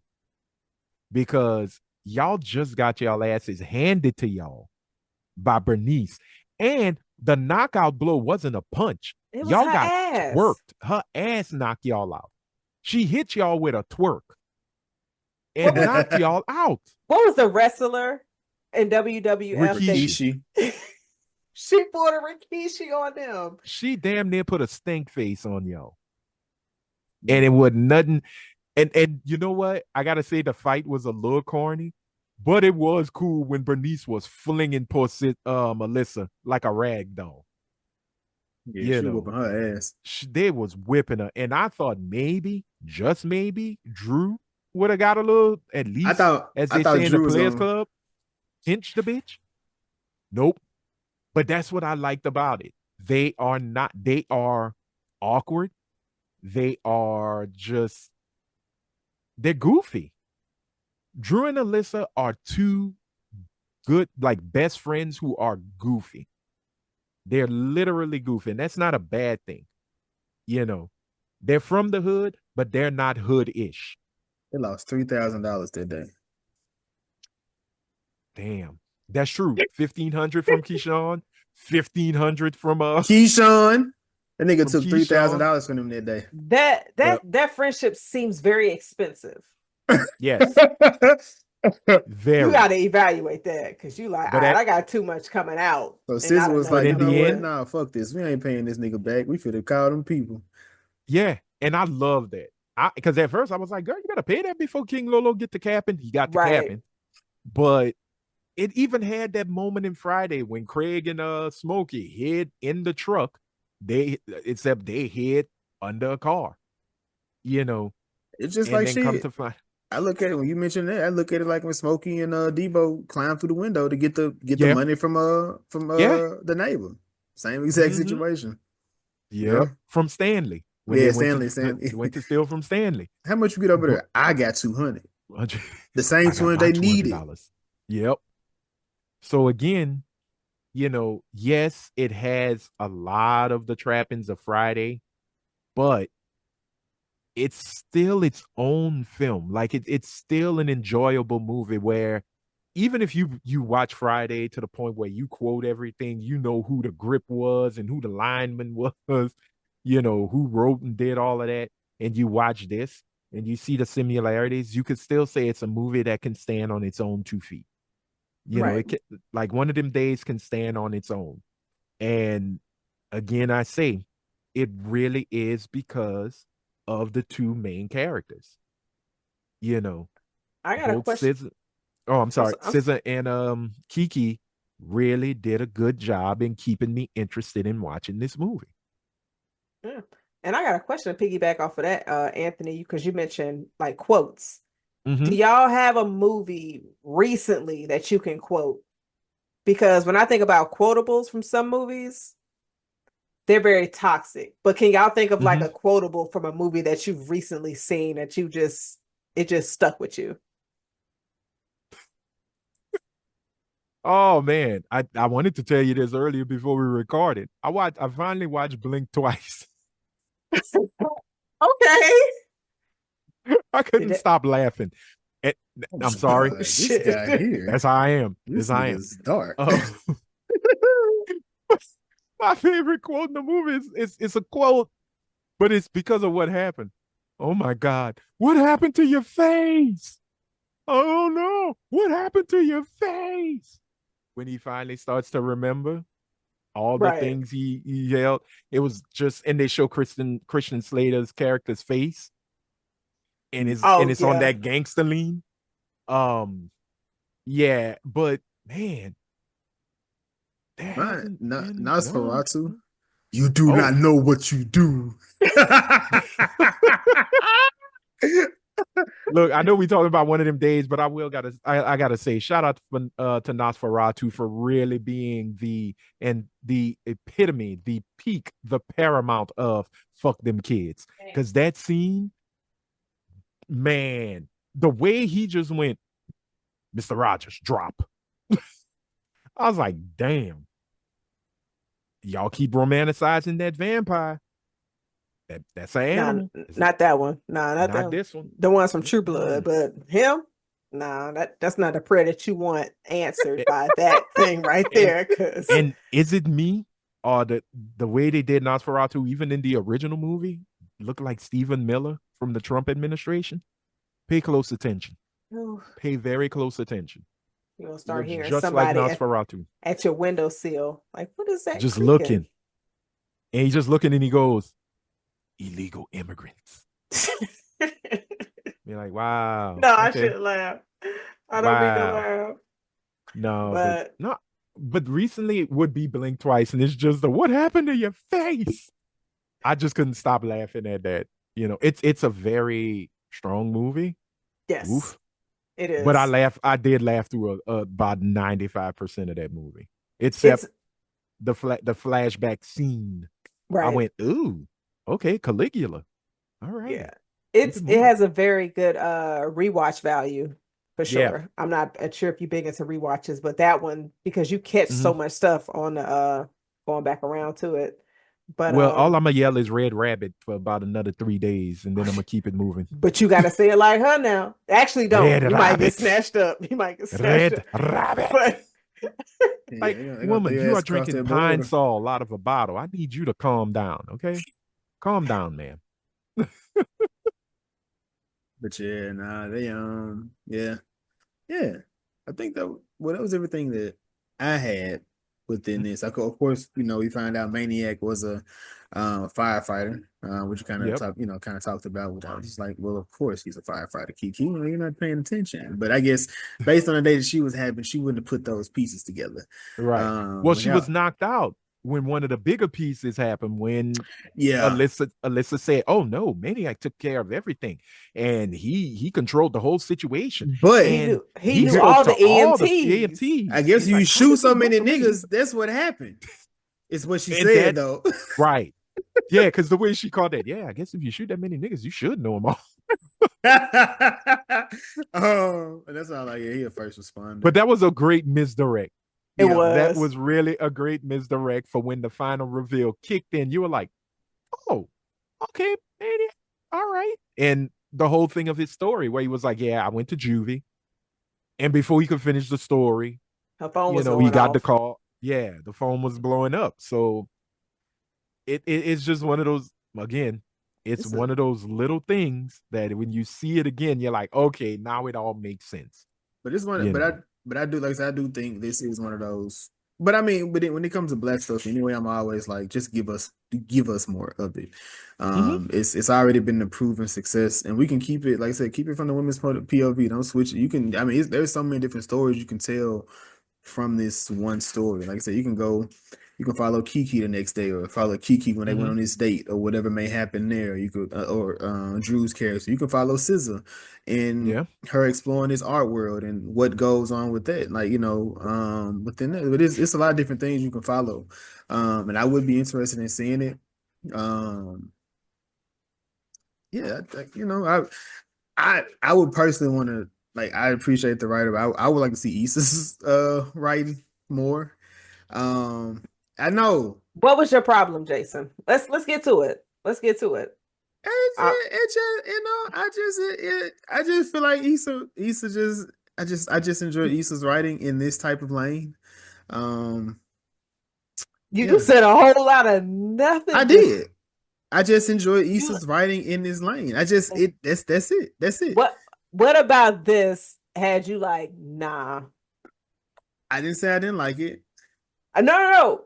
But were there moments that had you like, nah? A lot of different moments had me like, which nah. Which moments had you like, all right, so the beginning, the guy was in the she said they hit the button in the back, and it shot him against the wall. That never was revisited, which, okay, cool. We don't have to go back to the job. The whole thing with the job was her was her elevating from this position. You got that. I felt like then the guy at like I said, of course, the Lolo story. I feel like the Lolo story could have been fleshed out a lot more or a bit better. But then that, of course, you got the beautician guy, Dwayne. Shout out to him. I do appreciate his character and like the stuff he was doing. I feel like he's just him, regardless of wherever you put him. I think he gonna shine no matter where you put him at. It was. I mean, I don't know if it's like stuff that needed to be fleshed out, or it's just like some stuff that could have been cut out of the story, or you could have gave us a bit more of other elements of it. So I'm sorry to cut you off. So you feel like it was a lot of extra pieces in it that could have been fleshed out or just removed, and that time could have went to something else. It could have, yes. Because I'm looking at because when Issa's name attached to it, my mind automatically goes to, and that's the problem. I think that's the problem. It automatically goes to Insecure. So I'm like, I understand. Just imagine a day. Just imagine what the day of imagine if this was Molly and Issa having a bad day. Like what would that have looked like? How crazy would that have been? Like just just do different stuff and then them falling out. Like just imagine what they would. Would you expect to see that in a 8-episode series versus an hour and a half? I wouldn't have to see I don't need a TV show with them in it. A movie works. I just feel like it would have I don't know. Like I said, I don't know. It just wasn't like I appreciate it. Yeah. I just didn't love it. I wanted to love it. Okay. And then again, I think this is the director's first movie, first time directing. Cherry got popped? Yeah. Okay. I believe so. Good job for the cherry pop. And from this pop cherry, you have the number 1 film in the country. So starring 2 brown-skinned women. Listen. Keke keep a check and SZA keep lying. But we just I'm doing that for Jason because Jason says she lie. So a whole lot. I appreciate it though. But I mean, if like I said, if she give, I hope they could. I mean, I don't know if this is gonna be the end, right? I mean, it could. Some stuff doesn't need a sequel, but I would like to see this. I would like to see the universe expand. I'd like to see him in more. I'd like to see him almost like in a almost Richard Pryor, Gene Wilder kind of situation. Where they're doing movies together, comedies together, because they do have great chemistry. I think they have great chemistry together and great good comedic timing, and I think it'll only get better. depending on the vehicles they decide. Um, I think SZA really should stay acting. I think she's got something. Now, I'm not saying I don't know if she's gonna become like a dramatic like or this, Oscar winning actress, but I Oh yeah. think she has the chops. I think she has the chops to act, and I think she should stick with it, you know, I because like that's a great avenue for her to be in it, to I be in. def I definitely love the chemistry with her and Keke, but also Hmm. looking at their press run, seeing Yeah, those two, and then you had Issa. So I would love to see all three of them in a project yeah. just to see that chemistry. And shit, throw Regina Hall in there too. Oh no, you throw Regina Hall in, it's game over. It's game over. Like just to get all of them in there because when you see Issa and Regina Hall together, it's you just like, wow, Yeah. chemistry is great. So I'm definitely here for it to if Jason, like you said, if they decide they want to do more projects. Of course, if Issa's name is attached to anything, I'm definitely gonna check it out. Hmm. I'm not a stan or anything. I'm just a fan. Shut the fuck up. This nigga But here is also just keep in mind, low budget. This movie was had a low budget, $14 million. That's it. It cost $14 million to make this movie. That is low budget, and for it to have that big of an impact financially It's great. is great. It lets you know that one, you don't have to be a major tentpole film. But around this time is when these smaller films really do get a chance to shine, you Right. know. But it also shows that support is there. So you gotta make sure that you nurture stuff like this. And I'm glad Issa has like Hooray Productions and all of that. And radio, which is her I think it's for podcasting and audio books and things like that. She's doing her What? stuff. I Oh, don't know because what it's called Jason. radio. yeah. I I'm gonna say, wait a minute, man. Wait, Wait, you what? saw wait, radio.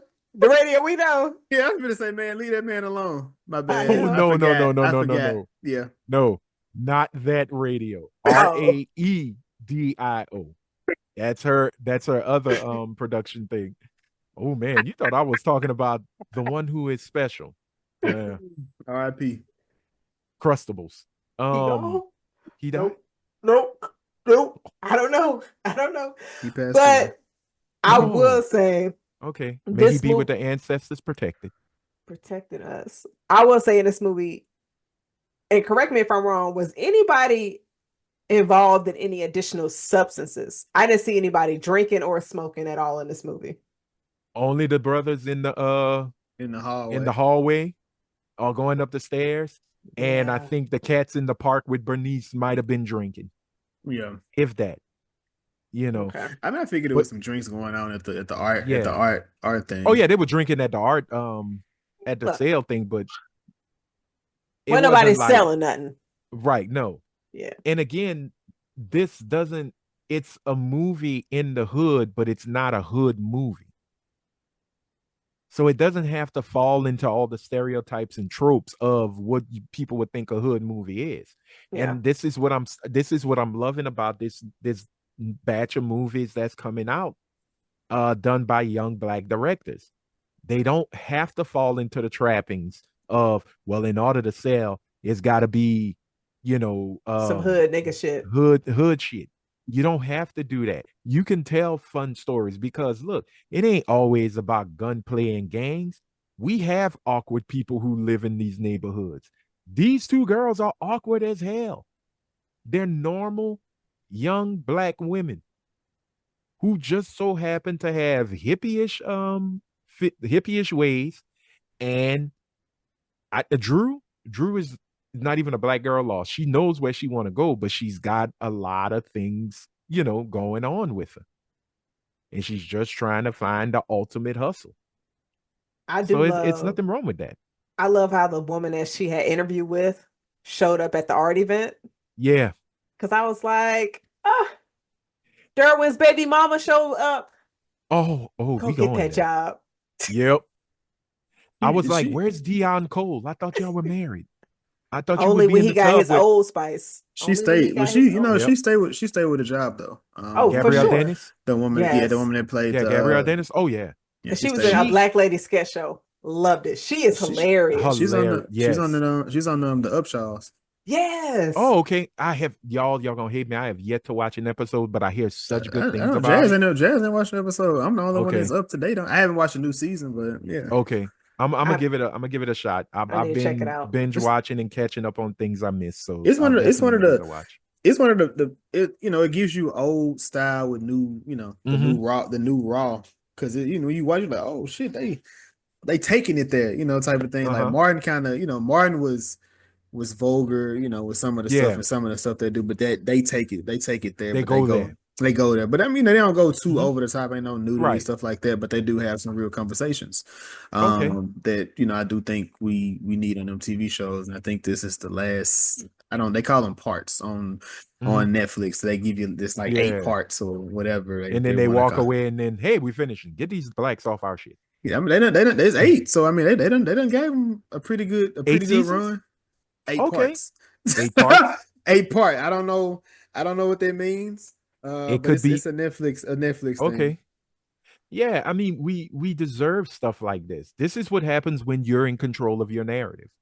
This is what happens when you let the nerds, the geeks, the awkward kids, the weirdos even have a chance to speak in their voice. And you get movies like this. You get shows like Atlanta. You get shows like Insecure. Mhm. You know, we are just as quirky and funny as white folks. Yeah. You know, we are just as awkward and not in a Steve Urkel way. We we have all those things. It's just that Hollywood didn't want to see it. So you have to force them to see it. And by forcing them, it really is by making money. Has to be That's how you make successful. them see it. Has to be successful. Because the first thing they'll say is, no, that I don't think people want to see a goofy black person. Right. I think they want to see Jamal with the Get gap. shot Yeah. with two You know, baby mamas. Get the I gag, get the gag, yeah, you know, All that violence. And it's just like, I no, we want to see some laughter. yeah. Like we Yeah, it is us who created the punchline in comedy. You know, it's a black comedian from the 1800s, early 1900s who actually created the punchline. So we supposed to be in these circles. We supposed Yeah. to be represented in a funny way. But You know, they exclude us a lot. So there's yeah, that. until we make a money. You know, Right. Hollywood, and now that Hollywood has these so-called ambassadors in Sly Stallone and John Voight and in Mel Gibson, so says dictator Trump. I think now is the best time for black creatives to really go all out and not be afraid. You know, not be scared to show their art to the world, because I guarantee you, I'll support you. If it sucks, I'll tell you it sucks, and I'll give you a really good reason why. But if Yeah. it's amazing, I will preach it to the choir. I will preach it beyond the choir. I will tell the world, y'all need to watch this. You Mhm. know, this is a show or a movie you need to watch. Like, I loved rap shit first and second season. yeah, that was good. You I know, enjoyed them a lot. I enjoyed and them I a was lot. highly upset that it got canceled. Yeah, You know, I'm always when it comes to that. But we got a lot of shit. We got a lot of shit mm-hmm. coming. Yeah, With let me say black programs. Like I just seen Sterling K. Brown. He got a show yeah, coming out next week. Yeah. yep. Paradise, they're dropping. I see that what was her name? I want to make sure I get that correct. Uh Boom. There we go. Gina Price Bythewood. I think is Oh how you yeah, say. Blythewood. Yeah. She got Mm-hmm. the movie. Well, it's not. They again. I think they finally got all their actors for. I don't know when they began filming, Mm-hmm. for the movie. But she has a movie with a crazy cast, in Ooh. Children of Blood and Bone. Oh yeah, it's That's based gonna on the books. based on the Oh book. my Yeah, that's gonna God. be that. Mm-hmm. That Based cast on the looks series. good. Yeah. Um, I think Harlem comes back. Harlem is back now. By the time you get But this Harlem season 3, this will be Okay. that'll The be out. final season, right? Yeah, the final season yeah, for that I that'll hate be that. out. Like I said before, Run the World, I really enjoyed, but they threw that to the wolves. They canceled Yeah, it, I they only believe. gave that 2 seasons. Yeah, you know. Reasonable Doubt season 3 got Reasonable Doubt season 3. Okay. We Yeah, got that. Abbott just got renewed for season 5, so yep. Yeah, that's congratulations a to that's a Quinta and big thing. crew, man. I was on the fence on how the Abbott and Always Sunny would fit, like, because they're like, Hmm. in my opinion, they're rated X, because like some of the Oh yeah. content or some of the stuff they Oh talk about, yeah. I was just like, I don't know how this is gonna work over here. But them taking Dennis out of the story was something I was like, Hmm. he can't, based on the stuff that he does, he can't be on the show. No, no. So I'm glad they Dennis did it. is, Yeah, yeah, Dennis is yeah. bad. Bad. Yeah, So bad. so I'm glad they didn't, but the way they did it, man, that was one of the funniest episodes of that show. Easily. I gotta watch it. I'm behind a season. I'm I behind I like 2 seasons actually. it's worth. I think Oh that'll be yeah. worth. I think there's one of the shows that'll be worth the binge. They're only 20 minutes long, the Yeah. episodes. So I think it's definitely worth the binge. It's a lot of fun. You get to see the ebbs and flows of the Hmm. relationships they have on the show, the people that they bring into the show. Um Right. like Quinta Brunson, Black Lady. I think she was on the first season of Black Lady Sketch Show. she Yeah, she was. was. Yep. And then she left right after. I was kind of sad because she was one of the funniest. Well, they're all funny, but Yeah. she was hilarious. But I forgot that was her who did the Millie Rock of Across the World. I Are you completely asking? forgot about that. Oh yeah, Yeah. okay, No, yeah, I that was completely okay. forgot Yeah, that that was was. her. And I'm like, who is this goofball that is Millie rocking next to the pyramids? And I went, you will be a famous woman one day. And lo and behold, but I'm so like I proud of said her. before, we need that. Yeah. We need that. You have to have that, man, because you got future creatives coming behind. And they need to see that you can go in any direction your creativity will take you. And there is an audience who is waiting and hungry to watch it. Although shout out to SZA for actually acknowledging her big breastises in the movie when she was running. And she was like, ooh, I have got to wear a better top I when I'm bet you running did with catch these two. that. Oh, I I bet you always catch did. that. Oh, when it comes to the breastises, yes. Lord have Yes. mercy. Oh, but you call Keshawn social buico. We all saw Buico. that. He had Uh, like 3 seconds of screen time. They and knew what you they was doing. and you enjoyed I and was just, relished I felt like I every was, when I saw it, I was like, I feel like I was on Twitter. I was like, God. no, because we've seen your tweets, sis. Yes. Anyway, off of that Yeah. has nothing to do with this. But Everything to do with it.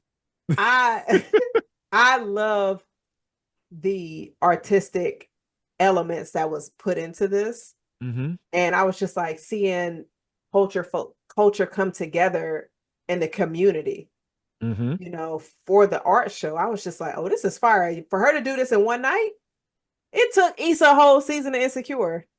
Granted, she had a whole block party. So Yep. she didn't have just a courtyard. But Right. I thought that was so cool because like she had been boosting SZA's character up the entire movie. Mm-hmm. Like your art is nothing is wrong with it. She was selling herself short. And I Right. feel like sometimes in life we do that as individuals. We are our own worst enemy. Yeah. We sell ourselves short. We just like, nah, that's not good enough. And it's just like, it is. But if you tell yourself no before no is even told to you, you kind of, Mm-hmm. it's as if you never shoot. So I love how they were able to support each other minus the arguing.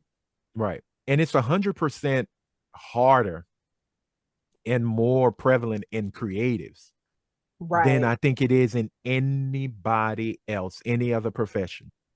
Like with creatives, it's make or break, do or die. Because one great review can catapult you, or one bad review can destroy you, Tear you down. tear Yeah. you down to your core.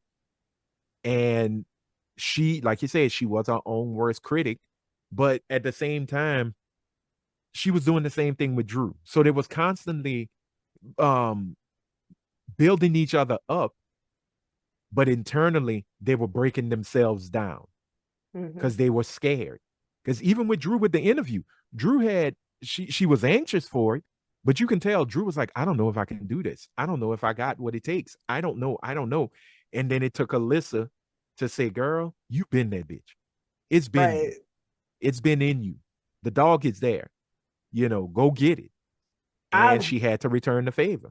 I love that scene because there's been so many moments where when I'm trying to get myself built up for an interview, I talk to my friends and Jason, anytime you just be like, I got an interview, I'm like, you got your questions? Jason be like, nah, I ain't got none. My nigga, you want me to send you 3? You gotta have at least 3 interview questions every time. Anytime Jason be like, I got an interview, I'm like, but do you have your questions? Yeah. Because the questions will throw them off. Right. Now, I don't know how they doing now. I don't. But where do you see yourself in the family of this fine establishment? I be asking them. Job. I got bills. But you got to ask, and you just be like, so let me ask you. Me, bitch, I'm broke. Hire me. You ask them just like, yeah. I mean, because some of my questions I be asking them, I just be like, so what are some positives someone needs to have to achieve, or where do you see yourself within this company? Make it seem like they special, even though I don't even give a fuck. But it's like, oh, she came prepared with questions. Right. See, my interviews I've had recently, I have this habit. I don't know if it's a blessing or a curse, but lately it feels like a curse. I will answer your questions before you ask them, because you're interviewing me for a job that I have done practically more than half of my life that I'm living right now. I have done that since I was, a teenager.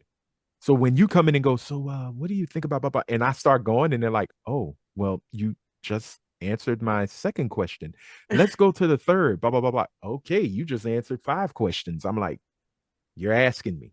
So I'm telling you, I'm not one to stop and wait for a question. I let you know off the top, here's who I am. This is what you get. And this is the dedication you'll receive. And that was Drew. That was Drew in her interview, especially when they made the joke about Sundays and the churchgoers. Yeah. Oh my God. Why are y'all so rude? Was triggered. I was triggered because I used to work in a restaurant. Yeah. People fresh out of church going to restaurants are rude as hell. It is facts. You sit up here like, why are you so mean? You just got out of church. You should be sanctified. And their tables be dirty as hell. They don't clean up none of their shit. It's terrible. Church groups are the absolute worst. So if you are listening, church group, please tip your servers. Be nice to them. Say a prayer for them. Say a prayer for them. And don't be mean. They the worst, I'm telling you. Well, but like Drew said, I think it's because, they had a steady diet of crackers and grape juice. They sugar low. So they need their food immediately. But again, that's one of the reasons this movie works, is because they literally are pointing out things that actually happen in the world, but to keep it more close to home in the community. Yes. So yeah, props to him, man. Props to him for doing it. And again, I say, these are stories that should be seen and should be done. Shout out that to is Issa. My message. Yeah, shout out to Miss Ray. Shout out to you, girl. Got married and didn't tell nobody else. Is it anybody's business to tell? Like, I'm not gonna lie. Did we already talk about how their press tour has been completely amazing? Yeah, you mentioned it, but we didn't get deep into it. They have been on a full-on roll. I love their chemistry. I would love to see them in a project, because goodness another gracious. Project, because goddamn man, I want all 3. I want Issa in there too. Issa, yes. Gotcha. I can see like a sister Like a sister, or like she Yeah. can be. Well, could she be their mom? Nah, she couldn't be no. No, No mom. She big could. sister. Give me It something could like be soul food, but not soul food. Hmm. Hmm. automatically Terry's money. Okay, all right. The Ooh. family fucked her husband. Well, that's coming No, no, close to no. home. We gotta change Kingdom those. Come. That's a good one. Kingdom Come is a good one. Kingdom Death Come at a type. funeral.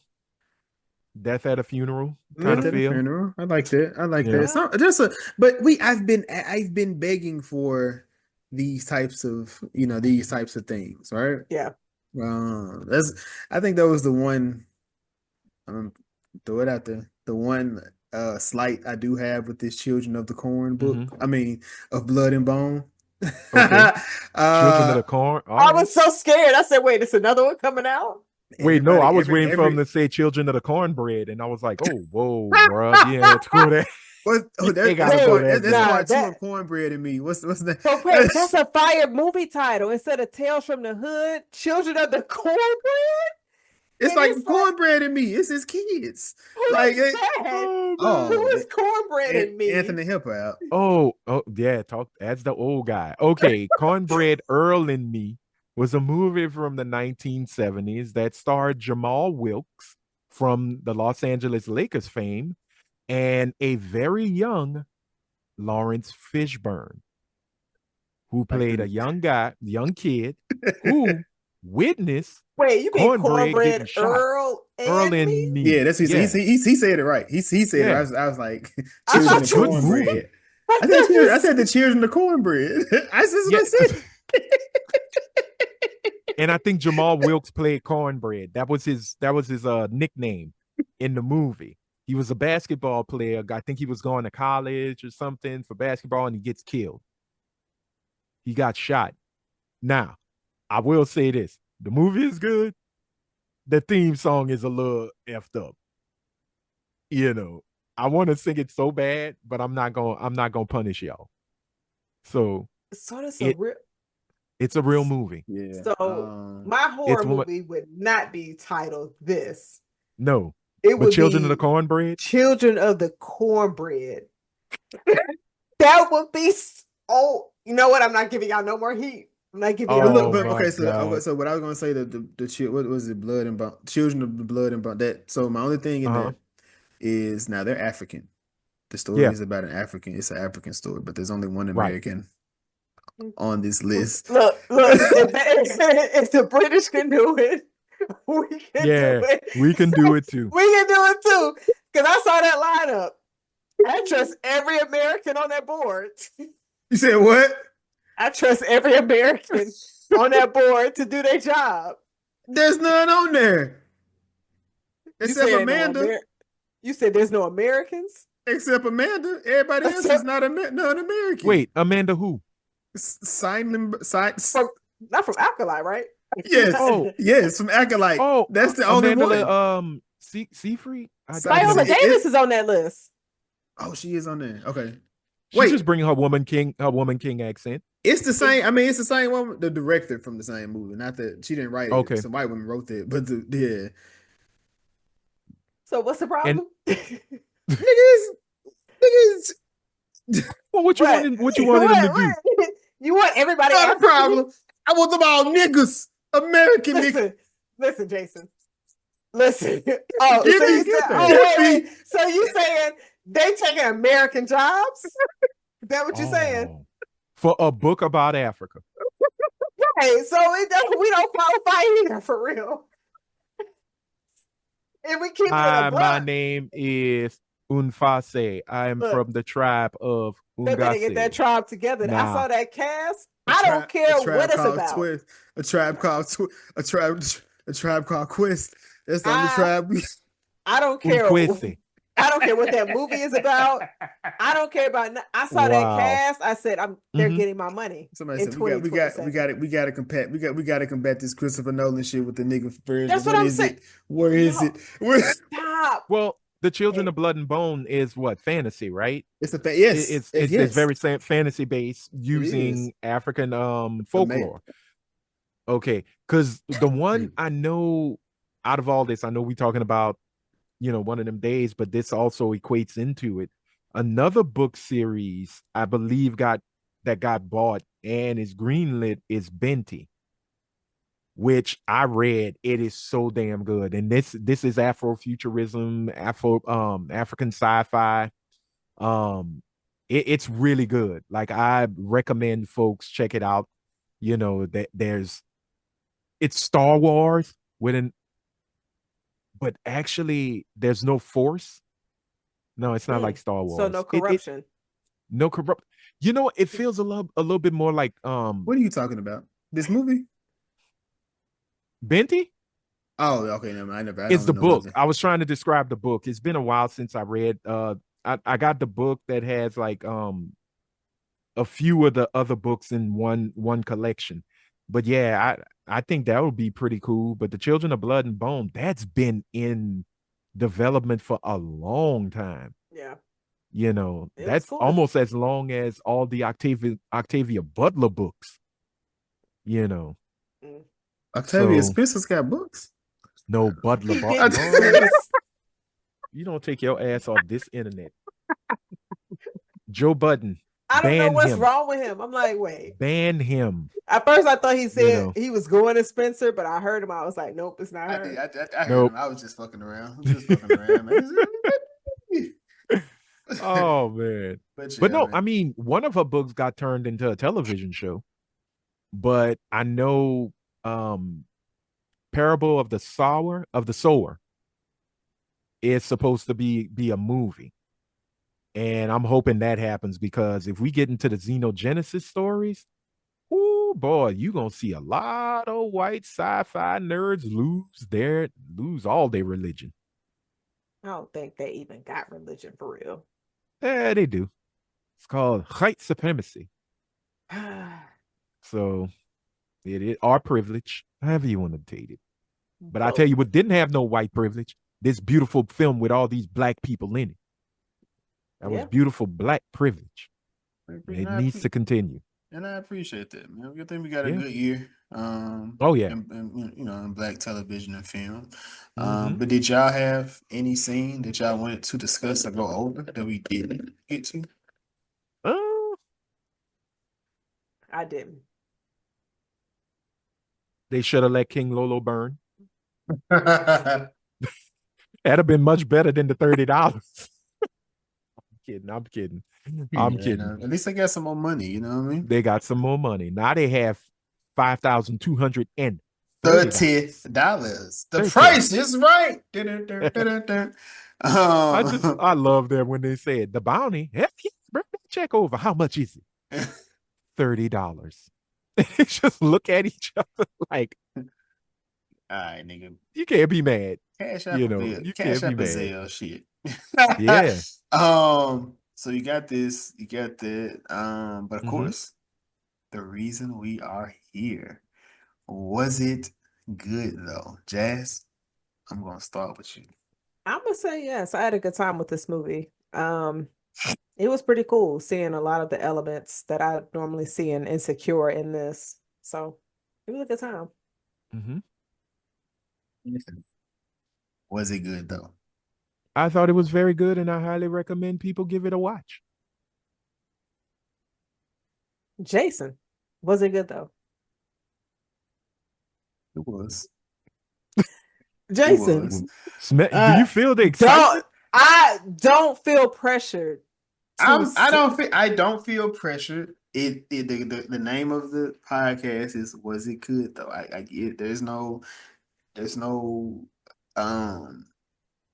So hypothetically, if the name of the podcast I can't slide out of this. Was it great though? And I asked you, Jason, was it great though? Your answer would be no. And then if I did a follow-up, Jason, what was your issues with the movie? I've already given them. You want me to go back through them again? Just in case if somebody started the episode at 1 hour and 10 minutes. No, I'm playing. Damn, that's definitely CPT time for a podcast. Really? They just turned the bitch on. Like, well, let me see down now. Let me see what the fuck they talking about. They might have fell asleep and woke up was like, oh damn, he ain't fuck with it. And this is why. I wonder why. This is why. Now they can't sleep. Way to go. You caused insomnia, Jason. So this is okay. So for the person that did just do that, right? QA. I just be thinking of random scenarios. When you watch, if people have compared it to Friday. I can see two homeboys. One homeboy that just got fired because I've been fired before. And I know what it's like to sit and not have shit to do. And now imagine if you go hook up with your homeboy that's just in the streets or just be roaming the streets and y'all just kicked it. This homeboy, clearly because he in the streets, he's tied into the wrong shit. And now somebody he's beefing with, you have inherited his beef. You clearly see that's a real thing. Drake just did it, and that boy's not in the street at all. He's inherited Lil Wayne's beef because Lil Wayne is allegedly in the streets and he was tied into the wrong people. So that's a real scenario. Now, how the day goes, that's going to vary by the people. Every situation. And I've sold shoes before, not for $1,500. And I'm going to say this. I'm going to say, and they were rare shoes. Now I probably could have got more for them, and they were new. But in retro hindsight, which hindsight is 2020, I would have kept them goddamn shoes. The money that I got for that shoe wasn't worth the value of the actual shoe, and that was dumb on my part. So them being able to go find a shoe that was just hanging on the rope in LA, which that's a very thing. I don't know. It's just kind of hard, hard to believe. And they got robbed for $3,000 twice on two different occasions in the same day. Due to the same nigga. $5,200. That nigga cost you $3,000. It's a movie. It's a movie. But, Yeah. It's a show. It's called Snapped. Whoa. That's what it's called. And yet neither one of them did it. Exactly. Neither one snapped. Neither Shout out to Black except women not rooting for violence. They snapped on each other. They snapped on. One thing I do love about it though is when Keke apologized, she did not apologize for what she said. She said she stood on that shit. She said, I meant what I said, but I'm sorry. Yeah. Because she didn't lie. Like when she called her out, she didn't lie about any of that stuff. Because why are you still texting this nigga who you caught cheating on you? Who you gave our rent money to? If you didn't do that, we wouldn't even be in this situation. You kept making irresponsible decisions back to back to back. I'm sorry. If you do some shit like that, your homegirl should be able to spaz on you for real. Yeah. She love you, but she got to tell you about your shit. Because the thing is, if you call somebody out on their shit and say it out loud to them how they fucked up, you expect them to hear it and be like, damn, I did fuck up. I see it. I hear it out loud. Like, yeah. Alyssa really did. She did display poor pussy management. Did you see that dick? I don't know how kind of management you can really have. That man got a monster. Did you see Keke face? She said, I thought I was going to turn the stone. Your lip turned to Conway from the rapper. Your lip turned like Conway from Nosferatu from Brazil. Tapped in. Oh, you just see that dick? Oh my God.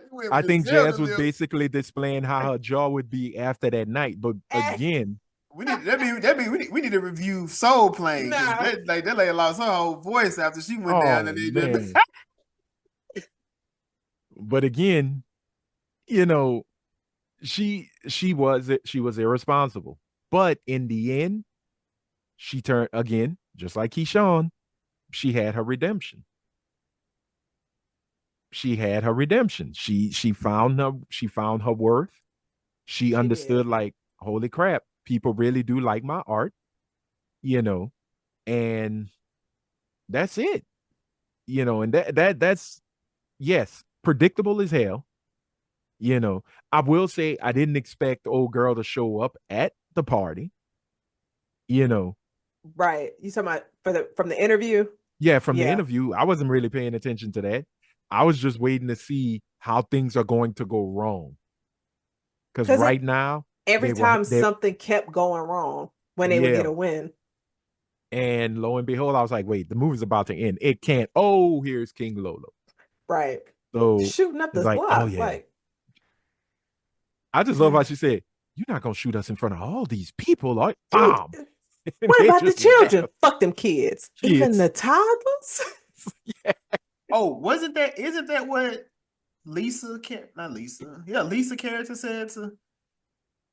Damn, No, Issa. No, not Issa Issa. told that to whatchamacallit in Insecure. I'm sorry. Is that what you're referring to? What happened? What happened? When she grabbed the baby and did a Kobe, and she's like, "Fuck them kids." And no. I feel like there's a movie. Somebody you're not gonna do this in front of all the people, are you? You gonna shoot this in front? I felt that wasn't on Friday. It seemed like it might have been in on Sunday. the first Friday. Yeah, because it wasn't in Friday. First Sunday when they was robbing the church and they had them guns, but I can't say I remember that quote. So that I could be wrong. And it felt like something else. I'm like, man, this is a reference to something. I just don't know what it is. You gonna shoot us in front of everybody? I just love the kids. Kill all of y'all. Yeah, least amount of witnesses. And then she said, "The toddlers?" I'm like, oh man. Yeah, King Lolo definitely watching Nosferatu before he got out the car.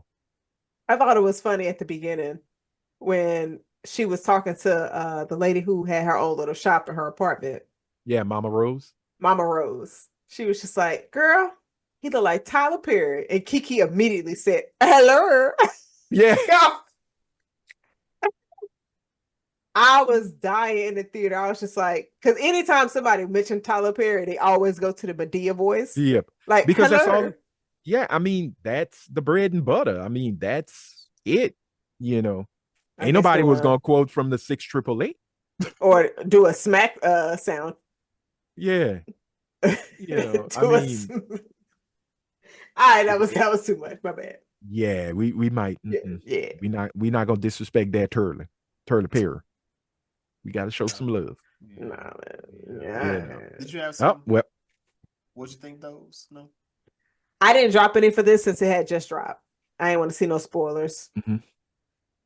So no, there are no. What did you think though? So they'll have to. We just won't know what they thought. TikTok is down anyway. You know what I did? Let me tell you what I did. But it's back from what I found out. It's not in the App Store though. So after it shut down, like that's 7:00 Saturday, I deleted that shit off my phone. I was like, let me go ahead and break this habit because I would try to go to it. It was like it doesn't work. I think that shit came back up 3 hours after I deleted it off my phone. Yeah. So now I no longer have TikTok on my phone, but it's on my iPad. Okay. Well. My activity on there gonna be hella low. Just go to Red Note. You'll be all right. I ain't on there either. You could be. I heard this. I heard Chinese this all in Chinese Chinese. would love to have you. Huh? Yeah, all of it is in Chinese. Simplified Chinese. It's like, you ain't gonna win that game. No. You ain't gonna win. What does this button do? And then you're just showing everything but your toes. No, she got that in the folder. I don't know. Hey. My phone is a very pure, gentlemen. Thank you very much. Yeah. Check that hidden folder. That's all. Ain't nothing over there. Ain't nothing over there. All right. Because it's all on that Apple. I want you to share your screen for me, and then we're gonna walk through it together. Let's walk through this together.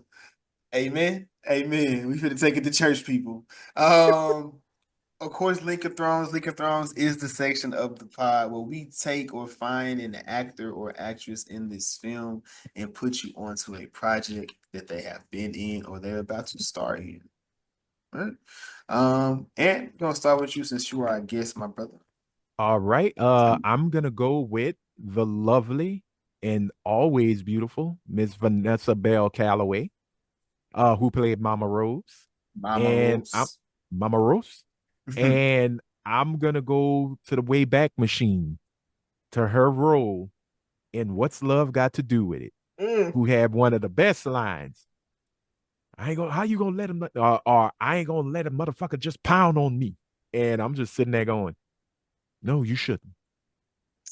And she also taught Tina how to Namniro Renge Kyo and go from a hollering Baptist to a chanting Buddhist.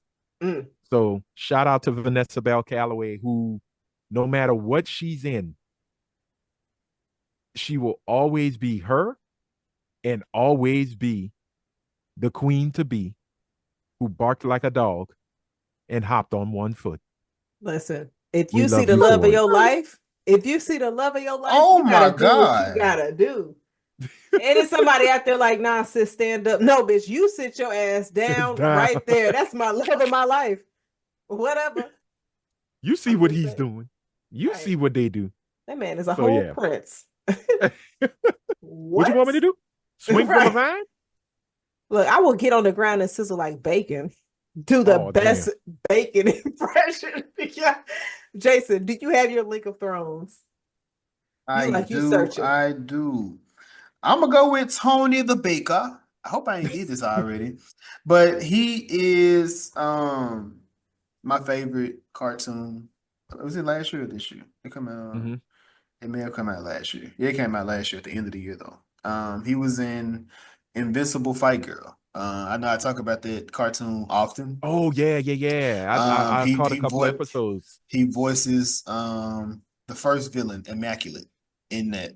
The big mofo, the leader of the perm gang. He's leader of the perm gang. He's one of the people in that. So, and that's I had a super viral tweet just based off that show. I'm hoping we get a season 2. I don't know, but Okay. really, really good show. I definitely gotta watch that too. I'm behind on that as well. Yeah, Jazz. I cry like a baby. Oh, Listen, recently, I get it. And it's okay. 2025, sometimes you gotta let them tears flow. Just let them flow.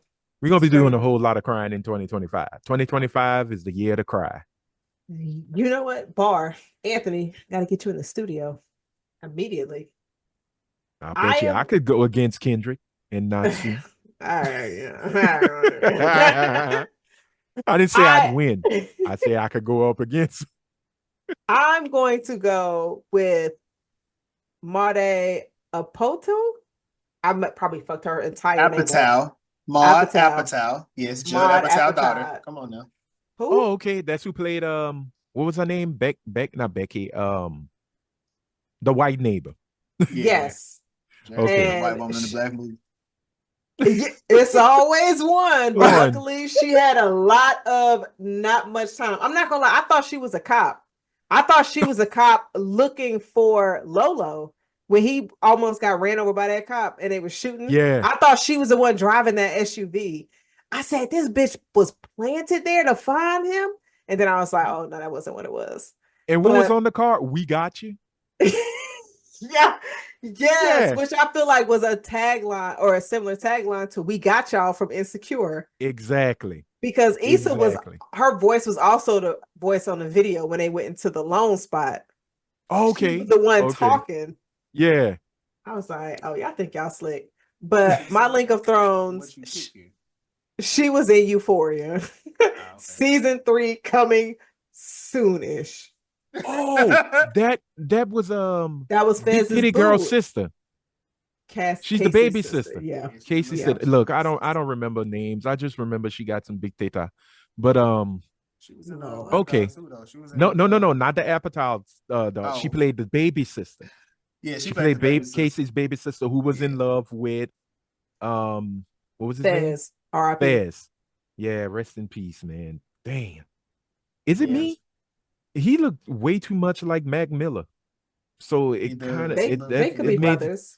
Yeah, it made it so like if they were to make a Mac Miller biopic, he would have been perfect. I was gonna say can't do it, but I can't do it now unless you do a double. Yeah, but she be in a lot of her dad films too. Yeah, she was in Knocked Up and This Is 40, same character. Yeah. Okay. Yeah. Well, look. Shout out to nepotism.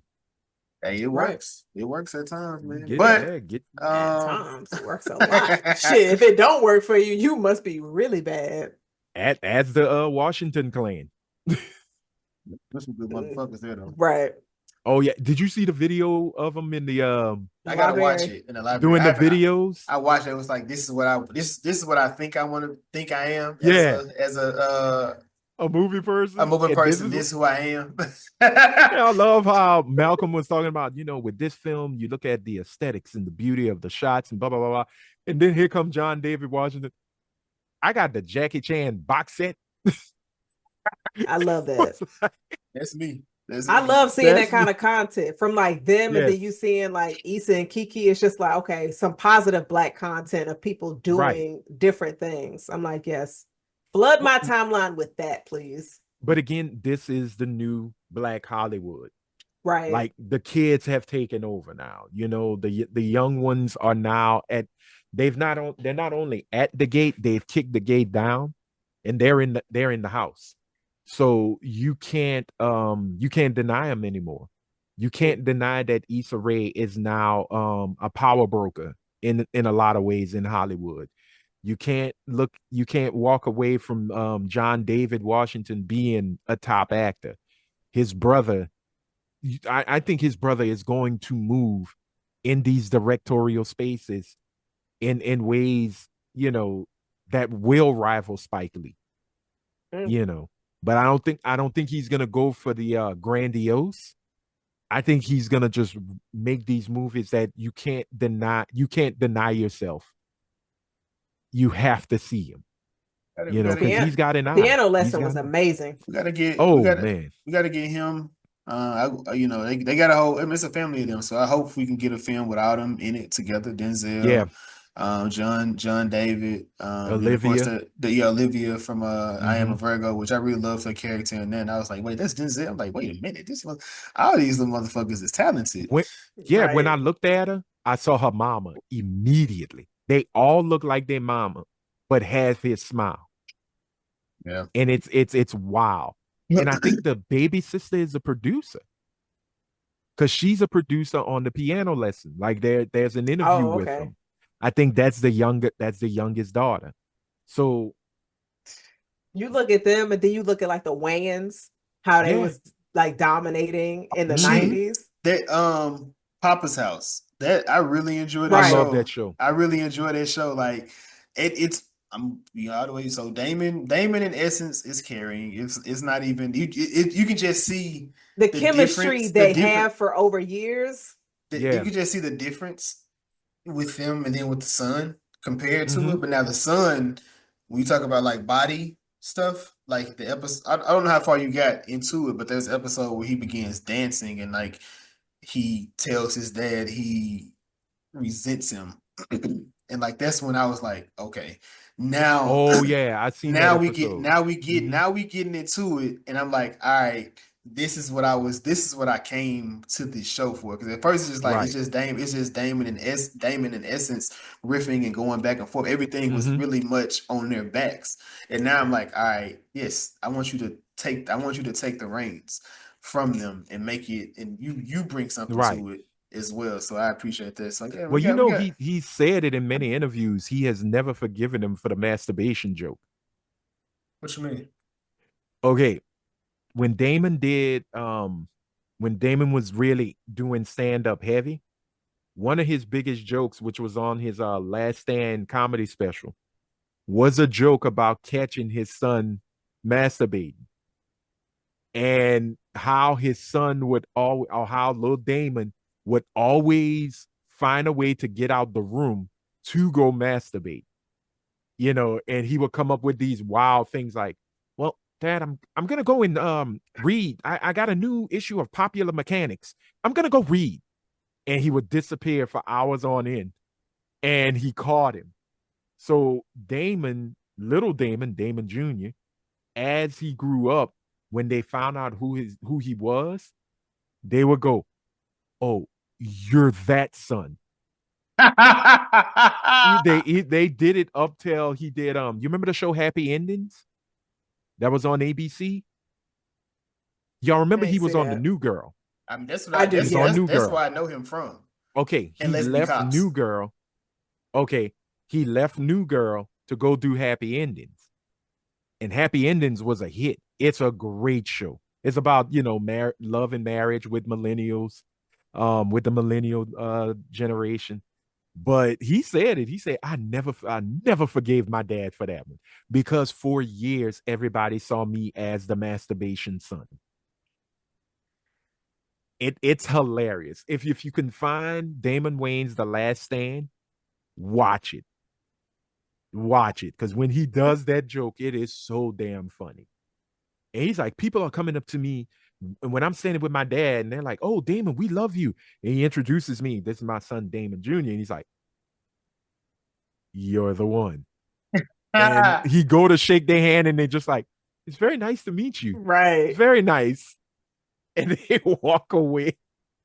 But I like God. the chemistry. I love the fact that it's good to see fathers and sons in Hollywood working together. Because I mean, we've seen it with Charlie Sheen and not Charlie Sheen, Martin Sheen and his sons. Yeah. We've seen it with Kurt Douglas and Michael Douglas. The Skarsgårds. The Skarsgårds. Wait. Yeah. Well, no, that's what I'm saying. Let's continue to have that. So let's have the Wayans. Let's have the Washingtons. I don't know who else has a big family. I mean, Sam Jackson, I think they have children, but they're not into entertainment. I think Sam got children. You got kids. Yeah, I got kids, motherfucker. I've been fucking. I'm like, yes, you have, Mr. Jackson. Yes, you have. So you don't think I be fucking?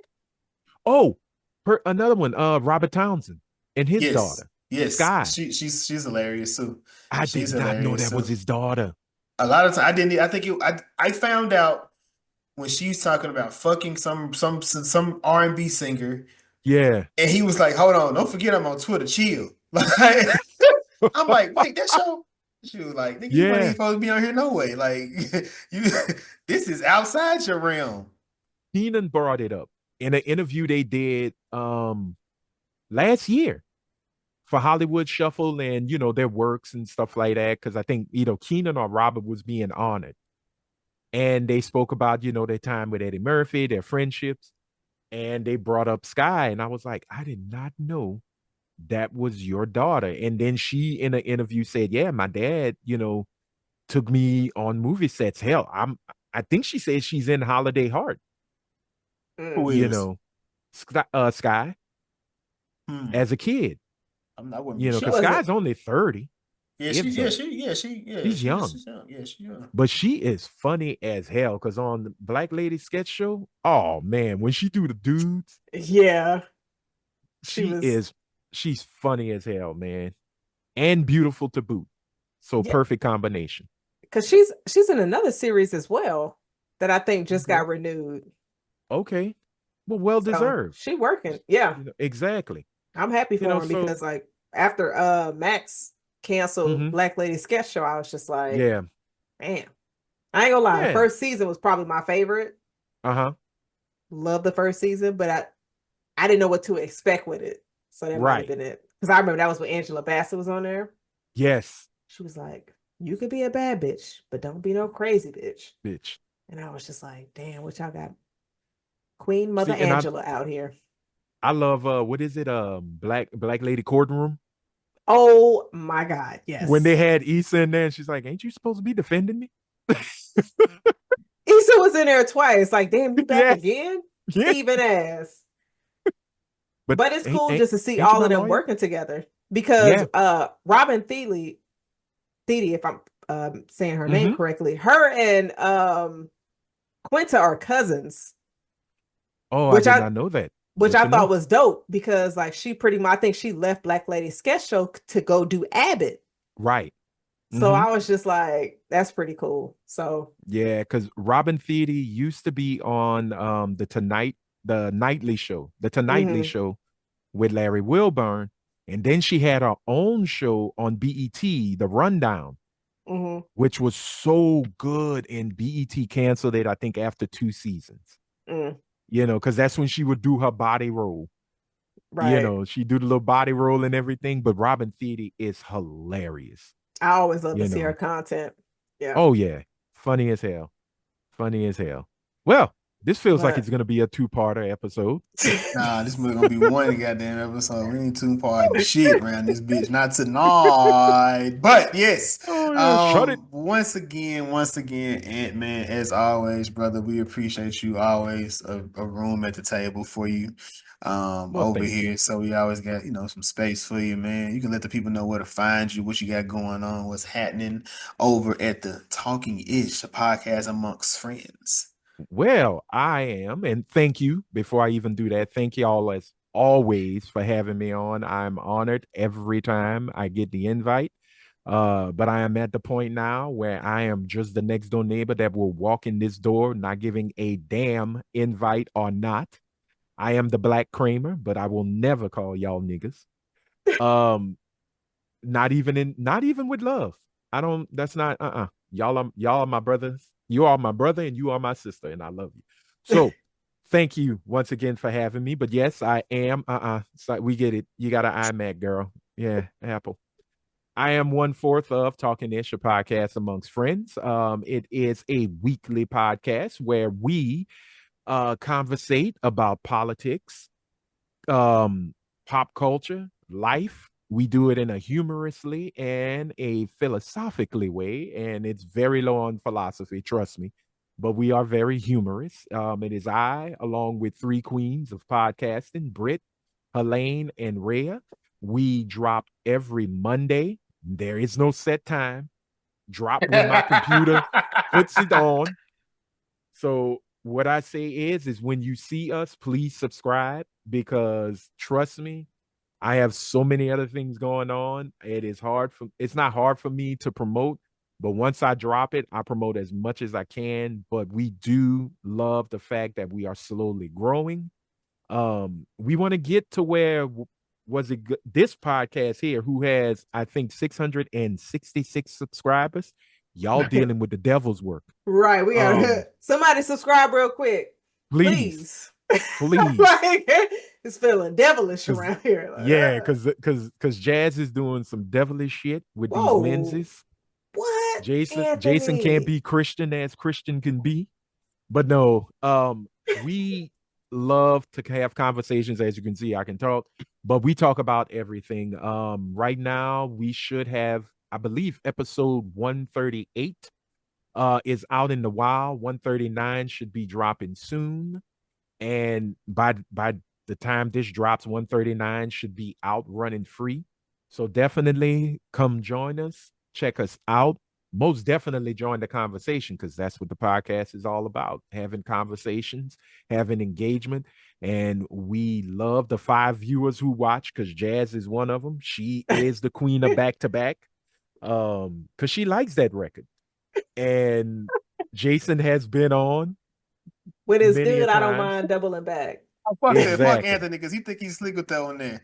He thought he was slick. I caught that shit. Well, let me do it better, since we do have a Drake fan here, a little Aubrey Angel right here. Right. She likes to double back like a deluxe. So and she is okay now that we have deemed her the Toe Majesty and a pod slut, because we are pod sluts as well. We jump on any pod that calls us, so we have no shame. So yeah, definitely check us out. We'd love to have you and be a part of our conversation, because we would love to hear from y'all. And we definitely always appreciate collabing, being on y'all podcast and y'all being over here.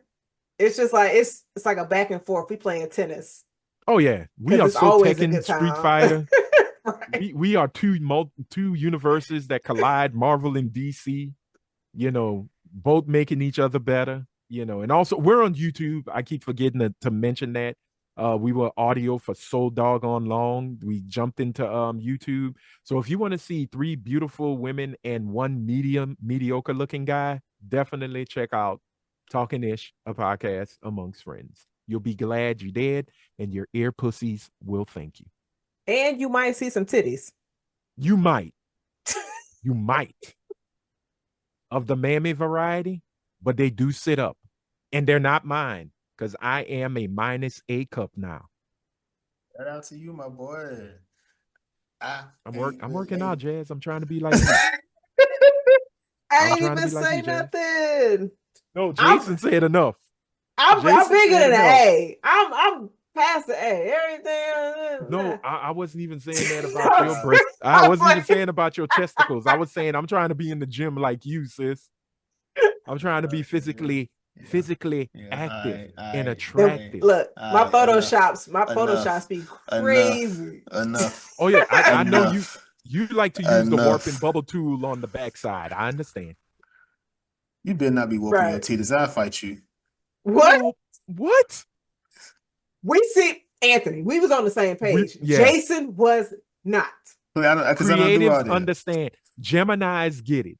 Everybody else, y'all not down for the cause. It's Aquarius Man, season, yeah. so he don't know what the fuck going on. It's The my devil, season. It's the my devil's season. children. It's my season. Yes. Oh, it's the dawning Let's of go. Aquarius. The devil season. Yes. Well, yes. I do believe we here. Because a certain rap group who drop an album called Aquemini, I think the doper rapper was a Gemini. No, I am teasing. I love them equally. That's crazy. This guy here, I man. know. But anyway, man. That's Anthony. Get the Sandman and get him off of here. Hey. Our 47th president is a Gemini. Stop, Anthony. No. You know what? No. So he's 47 and 45th. No. That's crazy. Just think about 45, it. 47, yeah. We are not ending this 45, on a sad 47. triggering note. All right, man. Now, what I was Okay. going to say, man, last week, episode 137, we did Creature Commandos, of course. Anthony was there. You on it. Anthony was on Anthony was on there. We had Talking Ish. We had Chris, Michael. He made a brief appearance on the episode as well. Next week, we were talking about kidney bean shaped human beings. Yes. Listen. Next week we get into our Black History bag. So with that, of course, everything are Black led projects. Which of course, can I recommend one before y'all lock everything in? It was locked in 2 months ago. I hate your faces. I hate your faces. I know, but no, it's good. Y'all are playing. That's good. We do have a recommendation. I don't know if Jazz has brought it to you yet, but no, she has not. We already have one set. Okay. What was your recommendation? What if he said it? What was your recommendation, Anthony? My recommendation, I implore, I always tell people to watch this movie. No, it's not A Soldier Story. The fuck is that? Nope. Oh Lord, you young Negroes. Okay.